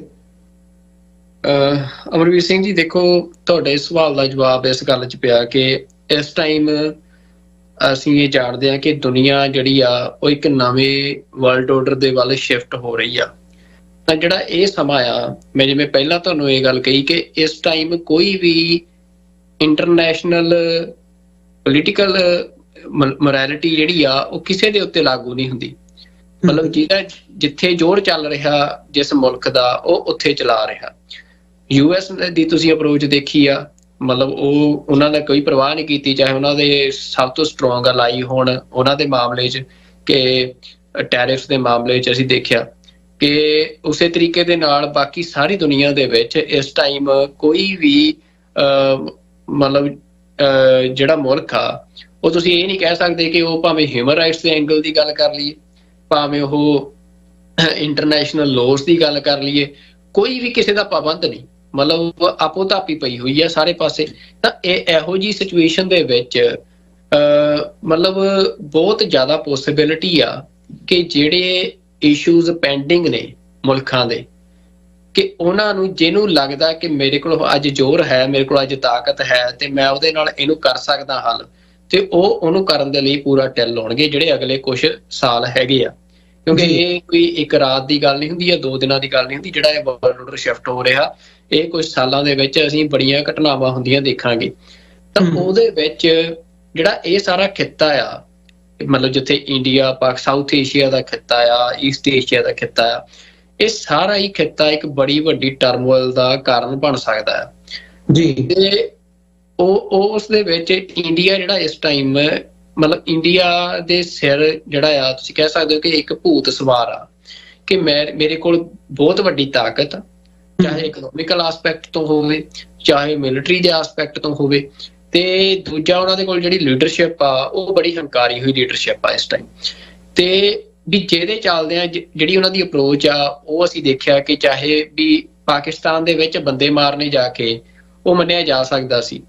ਪਰ ਉਹ ਅਮਰੀਕਾ ਤੱਕ ਆ ਗਏ ਤੇ ਕੈਨੇਡਾ ਤੱਕ ਆ ਗਏ। ਮਤਲਬ ਇੱਥੋਂ ਤੱਕ ਆ ਕੇ ਉਹ ਜਿਹੜੀਆਂ ਮਤਲਬ ਕਿਲਿੰਗਸ ਕਰ ਰਹੇ ਆ। ਤਾਂ ਤੁਸੀਂ ਇਹ ਅੰਦਾਜ਼ਾ ਲਾ ਸਕਦੇ ਹੋ ਕਿ ਜਿਹੜਾ ਇਸ ਟਾਈਮ ਮਾਈਂਡ ਸੈਟ ਆ ਇੰਡੀਅਨ ਡੀਪ ਸਟੇਟ ਦਾ, ਉਹ ਕਿੱਥੇ ਪਹੁੰਚਿਆ ਹੋਇਆ। ਤੇ ਉਹਦੇ ਨਾਲ ਕੁਛ ਵੀ, ਮਤਲਬ ਮੈਂ ਜਿਹੜੀ ਗੱਲ ਕਹੀ ਕਿ ਜਿਹੜਾ ਮੈਂ ਗੱਲ ਕਹਿ ਰਿਹਾ ਸੀ ਕਿ ਕ੍ਰੋਸ ਬਾਰਡਰ ਐਕਟ ਜਿਹੜਾ ਆ ਉਹ ਹਜੇ ਨਜ਼ਰ ਨਹੀਂ ਆ ਰਿਹਾ ਕਿ ਕੋਈ ਹੁੰਦਾ, ਪਰ ਇਹਦਾ ਮਤਲਬ ਇਹ ਨਹੀਂ ਕਿ ਹਜੇ, ਮੈਂ ਗੱਲ ਕਰ ਰਿਹਾ ਕਿ ਹਜੇ ਨਹੀਂ ਨਜ਼ਰ ਆ ਰਿਹਾ, ਪਰ ਉਹਦੇ ਲਈ ਇੱਕ ਗਰਾਊਂਡ ਬਿਲਡ ਅਪ ਹੋ ਰਿਹਾ।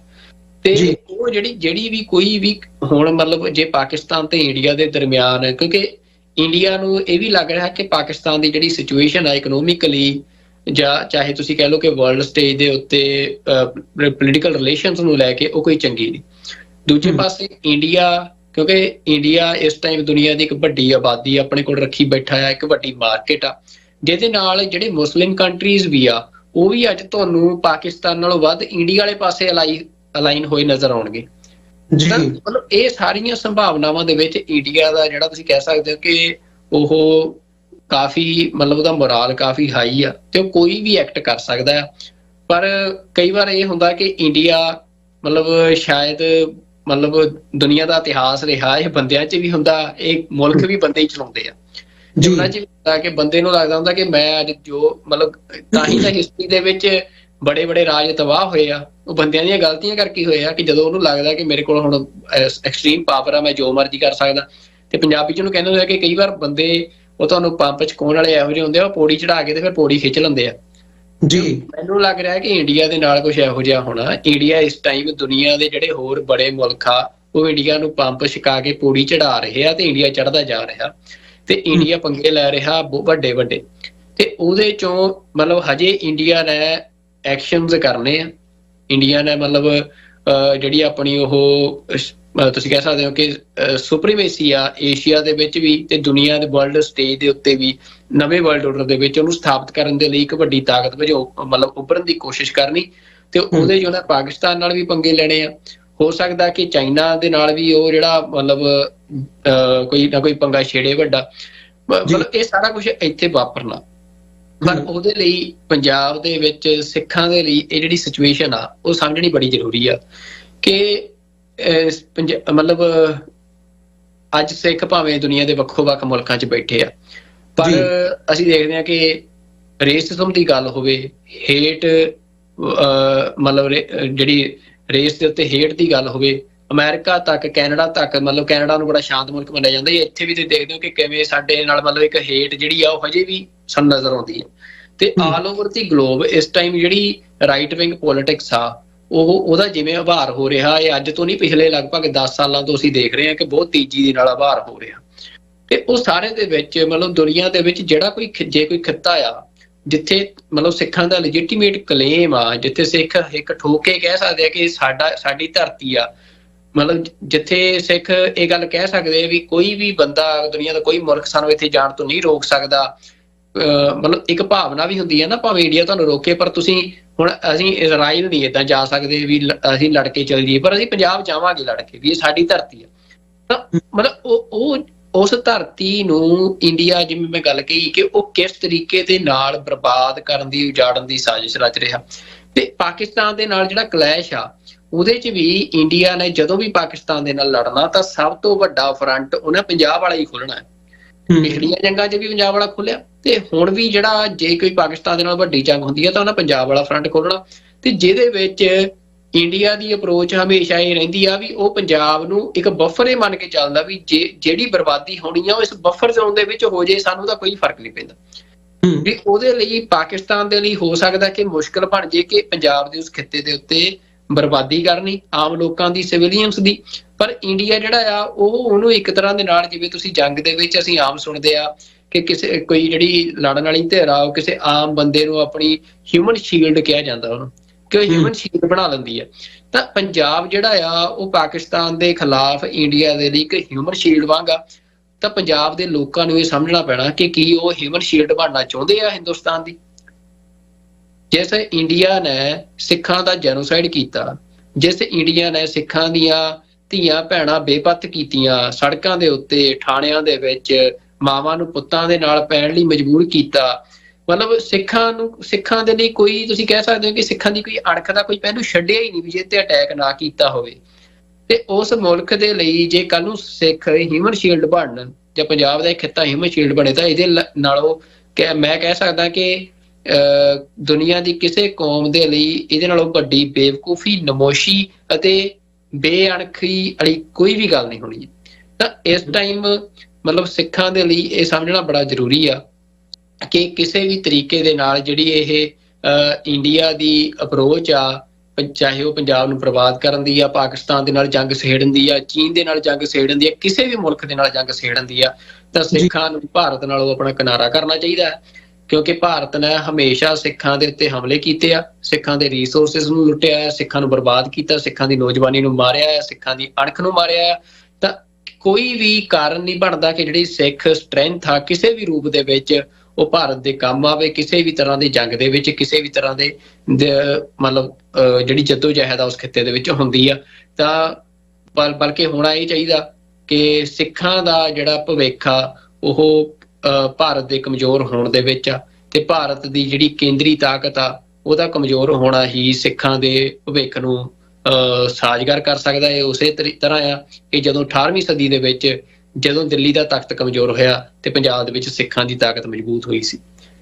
ਤੇ ਇਹ ਚੀਜ਼ਾਂ ਮਤਲਬ ਇਹ ਇਤਿਹਾਸ, ਕਿਉਂਕਿ ਖਿੱਤਾ ਸੇਮ ਆ ਤਾਂ ਉਸੇ ਤਰੀਕੇ ਦੇ ਨਾਲ ਇਤਿਹਾਸ ਨਾਲ ਚੱਲਣਾ ਆ। ਤਾਂ ਜਿਹੜੀਆਂ ਧਿਰਾਂ, ਜਿਹੜੀਆਂ ਭਾਵੇਂ ਕੋਈ ਸੰਪਰਦਾਵਾਂ ਹੋਣ, ਭਾਵੇਂ ਉਹ ਕੋਈ ਵੀ ਜਥੇਬੰਦੀਆਂ ਹੋਣ, ਜਿਹੜੀਆਂ ਅੱਜ ਦੇ ਇਸ ਕਰੂਸ਼ਲ ਸਮੇਂ 'ਚ ਜਦੋਂ ਲੱਖਾਂ ਦੇ ਵਿੱਚ ਸਿੱਖ ਜਿਹੜੇ ਆ ਭਾਰਤ ਦੇ ਖਿਲਾਫ ਜਦੋਜਹਿਦ ਦੇ ਵਿੱਚ ਆਪਣੀਆਂ ਕੁਰਬਾਨੀਆਂ ਦੇ ਚੁੱਕੇ ਆ, ਆਪਣੀਆਂ ਇੱਜ਼ਤਾਂ ਗਵਾ ਚੁੱਕੇ ਆ, ਤਾਂ ਇਸ ਕਰੂਸ਼ਲ ਸਮੇਂ ਤੇ ਜਿਹੜਾ ਵੀ ਕੋਈ ਬੰਦਾ ਸਿੱਖਾਂ ਦੀ ਤਾਕਤ ਨੂੰ ਭਾਰਤ ਦੇ ਨਾਲ ਨੱਥੀ ਕਰਨ ਦੀ ਕੋਸ਼ਿਸ਼ ਕਰ ਰਿਹਾ ਤਾਂ ਉਹ ਸਿੱਖਾਂ ਦਾ ਬੰਦਾ ਨਹੀਂ, ਉਹ ਇੰਡੀਆ ਦਾ ਏਜੰਟ ਜ਼ਰੂਰ ਹੋ ਸਕਦਾ। ਤਾਂ ਸਿੱਖਾਂ ਨੂੰ ਇਸ ਗੱਲ ਬਾਰੇ ਸਪਸ਼ਟਤਾ ਹੋਣੀ ਚਾਹੀਦੀ ਹੈ। ਜੀ ਸੁਖਵਿੰਦਰ ਸਿੰਘ ਜੀ, ਬਿਲਕੁਲ ਜਿਹੜਾ ਤੁਸੀਂ ਅਖੀਰ ਤੇ ਇਹ ਗੱਲ ਕੀਤੀ ਹੈ, ਇਸ ਵੱਲ ਨੂੰ ਅੱਗੇ ਵਧਦੇ ਹਾਂ। ਮਤਲਬ ਜਦੋਂ ਅਸੀਂ ਭਾਰਤ ਨਾਲ ਸਿੱਖਾਂ ਦੇ ਸੰਬੰਧ ਦੇਖਦੇ ਹਾਂ ਜਾਂ ਉਸ ਖਿੱਤੇ ਦੀ ਜਿਹੜੀ ਪੋਲਿਟਿਕਸ ਹੈਗੀ ਆ ਉਹ ਦੇਖਦੇ ਹਾਂ, ਤੇ ਇਹ ਸਿੱਧੇ ਤੌਰ ਦੇ ਉੱਤੇ ਕਿਹਾ ਜਾ ਸਕਦਾ ਕਿ ਭਾਰਤ ਤੇ ਪਾਕਿਸਤਾਨ ਦਾ ਤੇ ਇੱਟ ਕੁੱਤੇ ਦਾ ਵੈਰ ਰਿਹਾ। ਪਿਛਲੇ ਸਾਰੇ ਸਮੇਂ ਦੇ ਵਿੱਚ ਜੰਗਾਂ ਵੀ ਲੜੀਆਂ ਨੇ ਤੇ ਇਹ ਵੀ ਜਿਹੜੀ ਸਾਰੀ ਸਿਚੁਏਸ਼ਨ ਹੈ, ਵਾਰਲਾਈਕ ਸਿਚੁਏਸ਼ਨ ਇਸ ਵਕਤ ਬਣੀ ਹੋਈ ਹੈ। ਮੀਡੀਆ ਦੇ ਵਿੱਚ ਸਾਰਾ ਜਿਹੜਾ ਮਾਹੌਲ ਬਣਿਆ ਹੋਇਆ, ਇਹ ਵੀ ਕੋਈ ਪਹਿਲੀ ਵਾਰ ਨਹੀਂ ਹੈਗਾ। ਅਸੀਂ ਵੀ ਜਦੋਂ TV 84 ਦੀ ਵੀ ਸ਼ੁਰੂਆਤ ਹੁੰਦੀ ਹੈ, ਉਸ ਤੋਂ ਬਾਅਦ ਵੀ ਜਿਹੜੇ ਅਸੀਂ ਸਾਡੇ ਸ਼ੋਅ ਦੇ ਵਿੱਚ ਕਈ ਵਾਰੀ ਅਸੀਂ ਇਸ ਗੱਲ ਦਾ ਜ਼ਿਕਰ ਕੀਤਾ, ਕਈ ਵਾਰ ਇਹ ਸਿਚੁਏਸ਼ਨ ਬਣੀ ਹੈ। ਕਦੇ ਫੌਜਾਂ ਜਿਹੜੀਆਂ ਨੇ ਉਹ ਆਮੋ ਸਾਹਮਣੇ ਆਈਆਂ ਨੇ, ਕਦੇ ਜਿਹੜੀ ਹੈ ਉਹ ਪੁਲਵਾਮਾ ਨੂੰ ਲੈ ਕੇ, ਜਾਂ ਬਥੇਰੀ ਵਾਰ ਇਹ ਜਿਹੜੀ ਸਿਚੁਏਸ਼ਨ ਹੈ ਉਹ ਇਹ ਸਾਰੇ ਪਾਰਟ ਨੂੰ ਲੈ ਕੇ ਬਣਦੀ ਅਸੀਂ ਦੇਖੀ ਹੈ। ਹੁਣ ਗੱਲ ਆ ਜਾਂਦੀ ਹੈ ਵੀ ਫੇਰ ਜੇ ਸਿੱਖਾਂ ਨੂੰ ਇਹ ਗੱਲ ਸਮਝ ਆਉਂਦੀ ਹੈ ਵੀ ਭਾਈ ਸਾਡਾ ਭਾਰਤ ਦੇ ਨਾਲ ਰਿਲੇਸ਼ਨਸ਼ਿਪ ਕਿਸ ਕਿਸਮ ਦਾ ਆ ਤੇ ਸਾਡੀ ਜਿਹੜੀ ਅੱਡਰੀ ਵੱਖਰੀ ਹੋਂਦ ਹੈਗੀ ਹੈ ਉਹਨੂੰ ਅਸੀਂ ਕਾਇਮ ਰੱਖਦੇ ਹਾਂ, ਕਿਵੇਂ ਅੱਗੇ ਵੱਧ ਸਕਦੇ ਹਾਂ। ਤੇ ਫਿਰ ਗੱਲ ਆਉਂਦੀ ਹੈ ਵੀ ਇਸ ਸਿਚੁਏਸ਼ਨ ਦੇ ਵਿੱਚ ਅਸੀਂ ਕਿਸ ਹਿਸਾਬ ਦੇ ਨਾਲ ਆਪਣੇ ਆਪ ਨੂੰ as a nation, as a ਕੌਮ, ਜਿਹੜੇ ਕਿ ਦੁਨੀਆ ਭਰ ਦੇ ਵਿੱਚ ਵਸਦੇ ਆ, ਇੱਕ ਡਾਇਸਪੋਰਾ ਵੀ ਹੈ ਜਿਹੜਾ ਜਿਹਦੇ ਕੋਲ ਆਪਣੀ ਇੱਕ ਹੋਂਦ ਹੈ। ਪੰਜਾਬ ਦੇ ਵਿੱਚ ਵੀ ਅਸੀਂ ਵੱਡੀ ਗਿਣਤੀ ਦੇ ਵਿੱਚ ਬੈਠੇ ਹਾਂ। ਅਸੀਂ ਕਿਵੇਂ ਆਪਣੇ ਆਪ ਨੂੰ ਪੋਜੀਸ਼ਨ ਕਰੀਏ ਕਿ ਅਸੀਂ ਪੰਜਾਬ ਨੂੰ, ਆਪਣੇ ਖਿੱਤੇ ਨੂੰ, ਆਪਣੇ ਧਰਮ ਨੂੰ, ਆਪਣੇ ਲੋਕਾਂ ਨੂੰ ਤੇ ਆਪਣੇ ਰਿਸੋਰਸਿਸ ਨੂੰ ਇਸ ਸਿਚੁਏਸ਼ਨ ਦੇ ਵਿੱਚੋਂ ਬਚਾ ਵੀ ਸਕੀਏ ਤੇ ਨਾਲ ਹੀ ਨਾਲ ਇੱਕ ਸੁਰਖਰੂ ਹੋ ਕੇ, ਜਿਹਨੂੰ ਕਹਿੰਦੇ ਆ ਵੀ ਇਵੈਂਚੁਅਲੀ ਇਸ ਸਾਰੀ ਸਿਚੁਏਸ਼ਨ ਦੇ ਵਿੱਚੋਂ ਨਿਕਲ ਸਕੀਏ, ਤਾਂ ਕਿ ਆਪਣੀ ਇੱਕ ਅੱਡਰੀ ਜਿਹੜੀ ਹੋਂਦ ਹੈ ਉਹ ਕਾਇਮ ਰੱਖ ਸਕੀਏ। ਉਸ ਦੇ ਉੱਤੇ ਸਾਨੂੰ ਤਵੱਜੋ ਦੇਣ ਦੀ ਲੋੜ ਹੈ ਜਾਂ ਉਸ ਪੱਖ ਨੂੰ ਸਮਝਣ ਦੀ ਲੋੜ ਹੈਗੀ ਆ। ਬਿਲਕੁਲ ਜੀ ਅਮਰੀਤ ਸਿੰਘ ਜੀ, ਦੇਖੋ ਜਿਹੜੀ ਗੱਲ ਇਹ ਆ ਕਿ ਜੋ ਸੰਭਾਵਨਾਵਾਂ ਉਸ ਖਿੱਤੇ 'ਚ ਬਣ ਰਹੀਆਂ ਆ, ਜਿਹੜੇ ਮਤਲਬ ਇੰਡੀਕੇਸ਼ਨਸ ਆ ਰਹੀਆਂ ਕਲੈਸ਼ ਦੀਆਂ, ਤੇ ਉਹਦੇ 'ਚ ਬਚਿਆ ਨਹੀਂ ਜਾ ਸਕਦਾ। ਪਰ ਮਸਲਾ ਇਹ ਆ ਵੀ ਲੜਨਾ ਪੈਣਾ ਆ ਉਸ ਖਿੱਤੇ ਦੇ ਵਿੱਚ ਰਹਿਣ ਵਾਲੀ ਹਰ ਕੌਮ ਨੂੰ। ਪਰ ਲੜਨਾ ਤੁਸੀਂ ਆਪਣੇ ਵਾਸਤੇ ਜਾਂ ਕਿਸੇ ਦੂਜੇ ਵਾਸਤੇ? ਸਿੱਖਾਂ ਵਾਸਤੇ ਸਵਾਲ ਅੱਜ ਇਹ ਆ ਵੀ ਜੇ ਮਤਲਬ ਸਿੱਖਾਂ ਦੇ ਲਈ ਜ਼ਰੂਰੀ ਆ ਕਿ ਸਿੱਖਾਂ ਦੇ ਅੰਦਰ ਇਹ ਗੱਲ ਦੀ ਸਪਸ਼ਟਤਾ ਹੋਵੇ ਕਿ ਜਦੋਂ 18ਵੀਂ ਸਦੀ ਦਾ ਸਮਾਂ ਸੀ, ਤੁਸੀਂ ਦੇਖੋ ਕਿ ਇੱਕ ਪਾਸਿਓਂ ਪਠਾਨ ਜਿਹੜੇ ਆ ਅਫਗਾਨਿਸਤਾਨ ਤੋਂ ਉਹ ਚੜ੍ਹ ਕੇ ਆ ਰਹੇ ਸੀ, ਪੰਜਾਬ ਦੀ ਸੂਬੇਦਾਰੀ ਦੀ ਤਾਕਤ ਸੀ, ਇੱਕ ਪਾਸੇ ਵੀ ਪੰਜਾਬ ਦੇ ਵਿੱਚ ਸੂਬੇਦਾਰੀ ਨਿਜ਼ਾਮ ਸੀ ਤੇ ਜਿਹੜਾ ਕਿ ਦਿੱਲੀ ਤਖਤ ਦੇ ਅਧੀਨ ਸੀ। ਪਰ ਜਦੋਂ ਅਫਗਾਨ ਆ ਰਹੇ ਸੀ ਤੇ ਦਿੱਲੀ ਤਖਤ ਦੇ ਉੱਤੇ ਭਾਵੇਂ ਉਦੋਂ ਮਰਾਠਿਆਂ ਦਾ ਆਈ ਥਿੰਕ ਕਬਜ਼ਾ ਸੀ, ਮੈਂ ਜਿੱਥੇ ਕਹਾ ਮਰਾਠਿਆਂ ਦੀ ਜਿਹੜੀ ਤਾਕਤ ਆ ਉਹ ਕਾਬਜ ਹੋ ਚੁੱਕੇ ਸੀ। ਮਤਲਬ ਪਾਣੀਪਤ ਦੀ ਜੰਗ ਹੁੰਦੀ ਆ ਤੇ ਸਿੱਖ ਜਿਹੜੇ ਆ ਉਹ ਸਾਰੇ ਸਮੇਂ ਸਿੱਖ ਮਿਸਲਾਂ ਦੇ ਸਰਦਾਰ ਉਹ ਜਦੋਂ ਪਠਾਨ ਆ ਰਹੇ ਆ, ਨਾ ਉਹਨਾਂ ਦੇ ਨਾਲ ਕੋਈ ਸੰਧੀ ਸਮਝੌਤਾ ਕਰਦੇ ਆ, ਨਾ ਹੀ ਜਿਹੜੇ ਦਿੱਲੀ ਦੇ ਉੱਤੇ ਕਾਬਜ ਮਰਾਠੇ ਆ ਉਹਨਾਂ ਦੇ ਨਾਲ ਕੋਈ ਸੰਧੀ ਸਮਝੌਤਾ ਕਰਦੇ ਆ। ਉਹ ਉਹਨਾਂ ਦੋਨਾਂ ਧਿਰਾਂ ਨੂੰ ਲੜਨ ਦਿੰਦੇ ਆ ਕਿ ਉਹ ਕਿਸੇ ਹੋਰ ਲਈ ਨਹੀਂ ਲੜਦੇ। ਤਾਂ ਸਿੱਖਾਂ ਦੀ ਮਿਆਨ ਚੋਂ ਜੇ ਤਲਵਾਰ ਨਿਕਲਦੀ ਆ ਉਸ ਸਮੇਂ, ਤਾਂ ਉਹ ਸਿਰਫ ਤੇ ਸਿਰਫ ਸਿੱਖ ਪਾਤਸ਼ਾਹਿਤ ਕਾਇਮ ਕਰਨ ਲਈ ਨਿਕਲਦੀ ਆ। ਜਿਹੜੇ ਪੰਜਾਬ ਦੇ ਖਿੱਤੇ ਆ ਉਹਨਾਂ ਨੂੰ ਆਪਣੇ ਪ੍ਰਬੰਧ ਆਪਣੇ ਰਾਜ ਦੇ ਹੇਠ ਲੈਣ ਲਈ ਨਿਕਲਦੀ ਆ। ਤਾਂ ਇਹ ਗੱਲ ਜਿਹੜੀ ਆ ਉਹ ਸਪਸ਼ਟ ਹੋਣੀ ਅੱਜ ਦੇ ਸਮੇਂ ਸਿੱਖ ਨੌਜਵਾਨਾਂ ਨੂੰ, ਸਿੱਖਾਂ ਨੂੰ ਬੜੀ ਜ਼ਰੂਰੀ ਆ। ਇਹਦੇ 'ਚ ਇਹ ਨਹੀਂ ਕਿ ਤੁਸੀਂ ਹਿੰਦੁਸਤਾਨ ਦੇ ਨਾਲ ਗੱਲ ਨਹੀਂ ਕਰ ਸਕਦੇ, ਤੁਸੀਂ ਪਾਕਿਸਤਾਨ ਦੇ ਨਾਲ ਗੱਲ ਨਹੀਂ ਕਰ ਸਕਦੇ, ਤੁਸੀਂ ਚਾਈਨਾ ਨਾਲ ਜਾਂ US ਨਾਲ, ਮਤਲਬ ਸਿੱਖ ਜਿਹਦੇ ਨਾਲ ਮਰਜ਼ੀ ਗੱਲ ਕਰਨ, ਪਰ ਇਹ ਗੱਲ ਤੈਅ ਭਾਰਤ ਨਾ ਕਰੇ ਕਿ ਸਿੱਖਾਂ ਨੇ ਕਿਹਦੇ ਨਾਲ ਗੱਲ ਕਰਨੀ ਹੈ। ਸਿੱਖ ਇਹ ਕਦੋਂ ਹੋ ਸਕਦਾ ਆ? ਇਹ ਤਾਂ ਹੋ ਸਕਦਾ ਆ ਕਿ ਜੇ ਸਿੱਖਾਂ ਦੀ ਜਿਹੜੀ ਸਿਆਸੀ ਤਾਕਤ ਆ ਉਹ ਸਿੱਖਾਂ ਦੀ ਬਿਨਾਂ ਭਾਰਤ ਦੇ ਪ੍ਰਭਾਵ ਤੋਂ ਮੁਕਤ ਇੱਕ ਸੋਵਰਨ ਸਟਰਕਚਰ ਦੇ ਵਿੱਚ ਜਥੇਬੰਦ ਹੋਣ। ਜਿਹੜੇ ਅੱਜ ਸਟਰਕਚਰ ਸਿੱਖ ਸਾਰ ਰਹੇ ਆ ਉੱਥੇ, ਤਾਂ ਉਹਦੇ 'ਚ ਅਸੀਂ ਦੇਖ ਰਹੇ ਹਾਂ ਕਿ ਅੱਜ ਦਾ ਵੀ ਜਿਹੜਾ ਮਾਹੌਲ ਆ, ਤਾਂ ਸਿੱਖਾਂ ਦਾ ਸਾਰਾ ਜ਼ੋਰ ਇਸ ਗੱਲ ਤੇ ਲੱਗਿਆ ਕਿ ਕਿਹਨੇ ਮੁੱਖ ਮੰਤਰੀ ਬਣਨਾ 27 'ਚ, ਤੇ ਉਹ ਜਦੋਂ ਜ਼ੋਰੇ ਇਸ ਗੱਲ ਤੇ ਆ, ਸੰਘਰਸ਼ ਦੇ ਉੱਤੇ ਕਿਸੇ ਦਾ ਜ਼ੋਰ ਨਹੀਂ। ਇਸ ਟਾਈਮ ਪੰਜਾਬ ਦੇ ਵਿੱਚ ਸਾਰੀ ਜਿਹੜੀ ਸਿਆਸੀ ਕਵਾਇਦ ਆ ਉਹਦੇ 'ਚ ਸਾਨੂੰ ਸੰਘਰਸ਼ ਕਿਤੇ ਨਜ਼ਰ ਨਹੀਂ ਆਉਂਦਾ, ਕੋਈ ਮੁੱਦਾ ਨਹੀਂ ਨਜ਼ਰ ਆਉਂਦਾ। ਜ਼ੋਰ ਸਿਰਫ ਇਸ ਗੱਲ ਤੇ ਲੱਗਿਆ ਕਿ ਸਾਡਾ ਬੰਦਾ ਸਹੀ ਆ, ਸਾਡੀ ਧਿਰ ਸਹੀ ਆ, ਤੇ ਉਹਦੇ ਤੇ ਸਾਰੀਆਂ ਸਿੱਖ ਧਿਰਾਂ ਜਿਹੜੀਆਂ ਆ ਪਾਟੋ ਧੜ ਹੋ ਕੇ ਤੇ ਇਸ ਗੱਲ ਲਈ ਜ਼ੋਰ ਲਾ ਰਹੀਆਂ ਕਿ ਅਸੀਂ ਸੀਐਮ ਬਣਨਾ। ਤੇ ਉਹ ਸੀਐਮ ਜਿਹੜਾ ਆ ਹਰ ਇੱਕ ਧਿਰ ਜਿਹੜੀ ਆ ਉਹ ਦਿੱਲੀ ਦੀ ਪੁਸ਼ਤ ਪਨਾਹੀ ਦੇ ਨਾਲ ਬਣਨਾ ਚਾਹ ਰਹੀ ਹੈ। ਮਤਲਬ ਜਿਹੜੀ ਇਹ ਸਥਿਤੀ ਆ, ਇਹ ਸਥਿਤੀ ਬੜੀ ਖਤਰਨਾਕ ਆ ਸਿੱਖਾਂ ਦੇ ਲਈ। ਤੇ ਜਿਹੜੀ ਇਹ ਸਿਆਸਤ ਆ ਇਹਦੇ ਚੋਂ ਕੁਝ ਨਹੀਂ ਖੱਟਿਆ ਜਾਣਾ। ਤਾਂ ਸਿੱਖਾਂ ਦੀ ਸਿਆਸਤ ਦੀ ਜਿਹੜੀ ਮਤਲਬ ਸਾਨੂੰ ਲੱਗਦਾ ਕਿ ਜਿਹੜੀ ਸਿੱਖਾਂ ਦੀ ਸਿਆਸਤ ਦੀ ਅਸਾਰੀ ਆ, ਉਹ ਸਿੱਖਾਂ ਦੀ ਸਿਆਸਤ ਦੀ ਅਸਾਰੀ ਸੰਘਰਸ਼ ਚੋਂ ਹੋਣੀ ਚਾਹੀਦੀ ਆ। ਤਾਂ ਪੰਜਾਬ ਦੇ ਵਿੱਚ ਇਸ ਟਾਈਮ ਜਿਹੜੇ ਸਿੱਖ ਨੌਜਵਾਨ ਆ ਉਹਨਾਂ ਨੂੰ ਇਸ ਗੱਲ ਦੇ ਉੱਤੇ ਕੇਂਦਰਿਤ ਹੋਣ ਦੀ ਬਜਾਏ ਕਿ ਮੁੱਖ ਮੰਤਰੀ ਕਿਹਨੇ ਬਣਨਾ ਹੈ, ਉਹਨਾਂ ਨੂੰ ਇਸ ਗੱਲ ਦੇ ਉੱਤੇ ਕੇਂਦਰਿਤ ਹੋਣਾ ਚਾਹੀਦਾ ਕਿ ਜਿਹੜੇ ਪੰਜਾਬ ਦੇ ਹੱਕ ਨੇ ਉਹਨਾਂ ਦੇ ਲਈ ਸੰਘਰਸ਼ ਕਿਵੇਂ ਕਰਨਾ ਹੈ। ਜੀ ਸੁਖਵਿੰਦਰ ਸਿੰਘ ਜੀ, ਬਹੁਤ ਬਹੁਤ ਧੰਨਵਾਦ। ਸਾਡੇ ਜਿਹੜੇ ਦਰਸ਼ਕ ਨੇ ਇਸ ਵਕਤ ਸਾਡੇ ਨਾਲ ਜੁੜੇ ਹੋਏ ਆ, ਮੈਂ ਉਮੀਦ ਕਰਦਾ ਜਿਹੜਾ ਅੱਜ ਦਾ ਇਹ ਪ੍ਰੋਗਰਾਮ ਸੀ ਤੁਹਾਨੂੰ ਜ਼ਰੂਰ ਪਸੰਦ ਆਇਆ ਹੋਵੇਗਾ। ਅੱਜ ਦੇ ਸ਼ੋਅ ਦੇ ਵਿੱਚ ਇੱਥੇ ਹੀ ਇਜਾਜ਼ਤ ਚਾਹਾਂਗੇ। ਫਤਿਹ ਦੀ ਸਾਂਝ ਪਾਈਏ ਜੀ ਅੰਤ ਦੇ ਵਿੱਚ। ਸੁਖਵਿੰਦਰ ਸਿੰਘ ਜੀ, ਵਾਹਿਗੁਰੂ ਜੀ ਕਾ ਖਾਲਸਾ, ਵਾਹਿਗੁਰੂ ਜੀ ਕਾ ਖਾਲਸਾ, ਵਾਹਿਗੁਰੂ ਜੀ ਕੀ ਫਤਿਹ ਜੀ।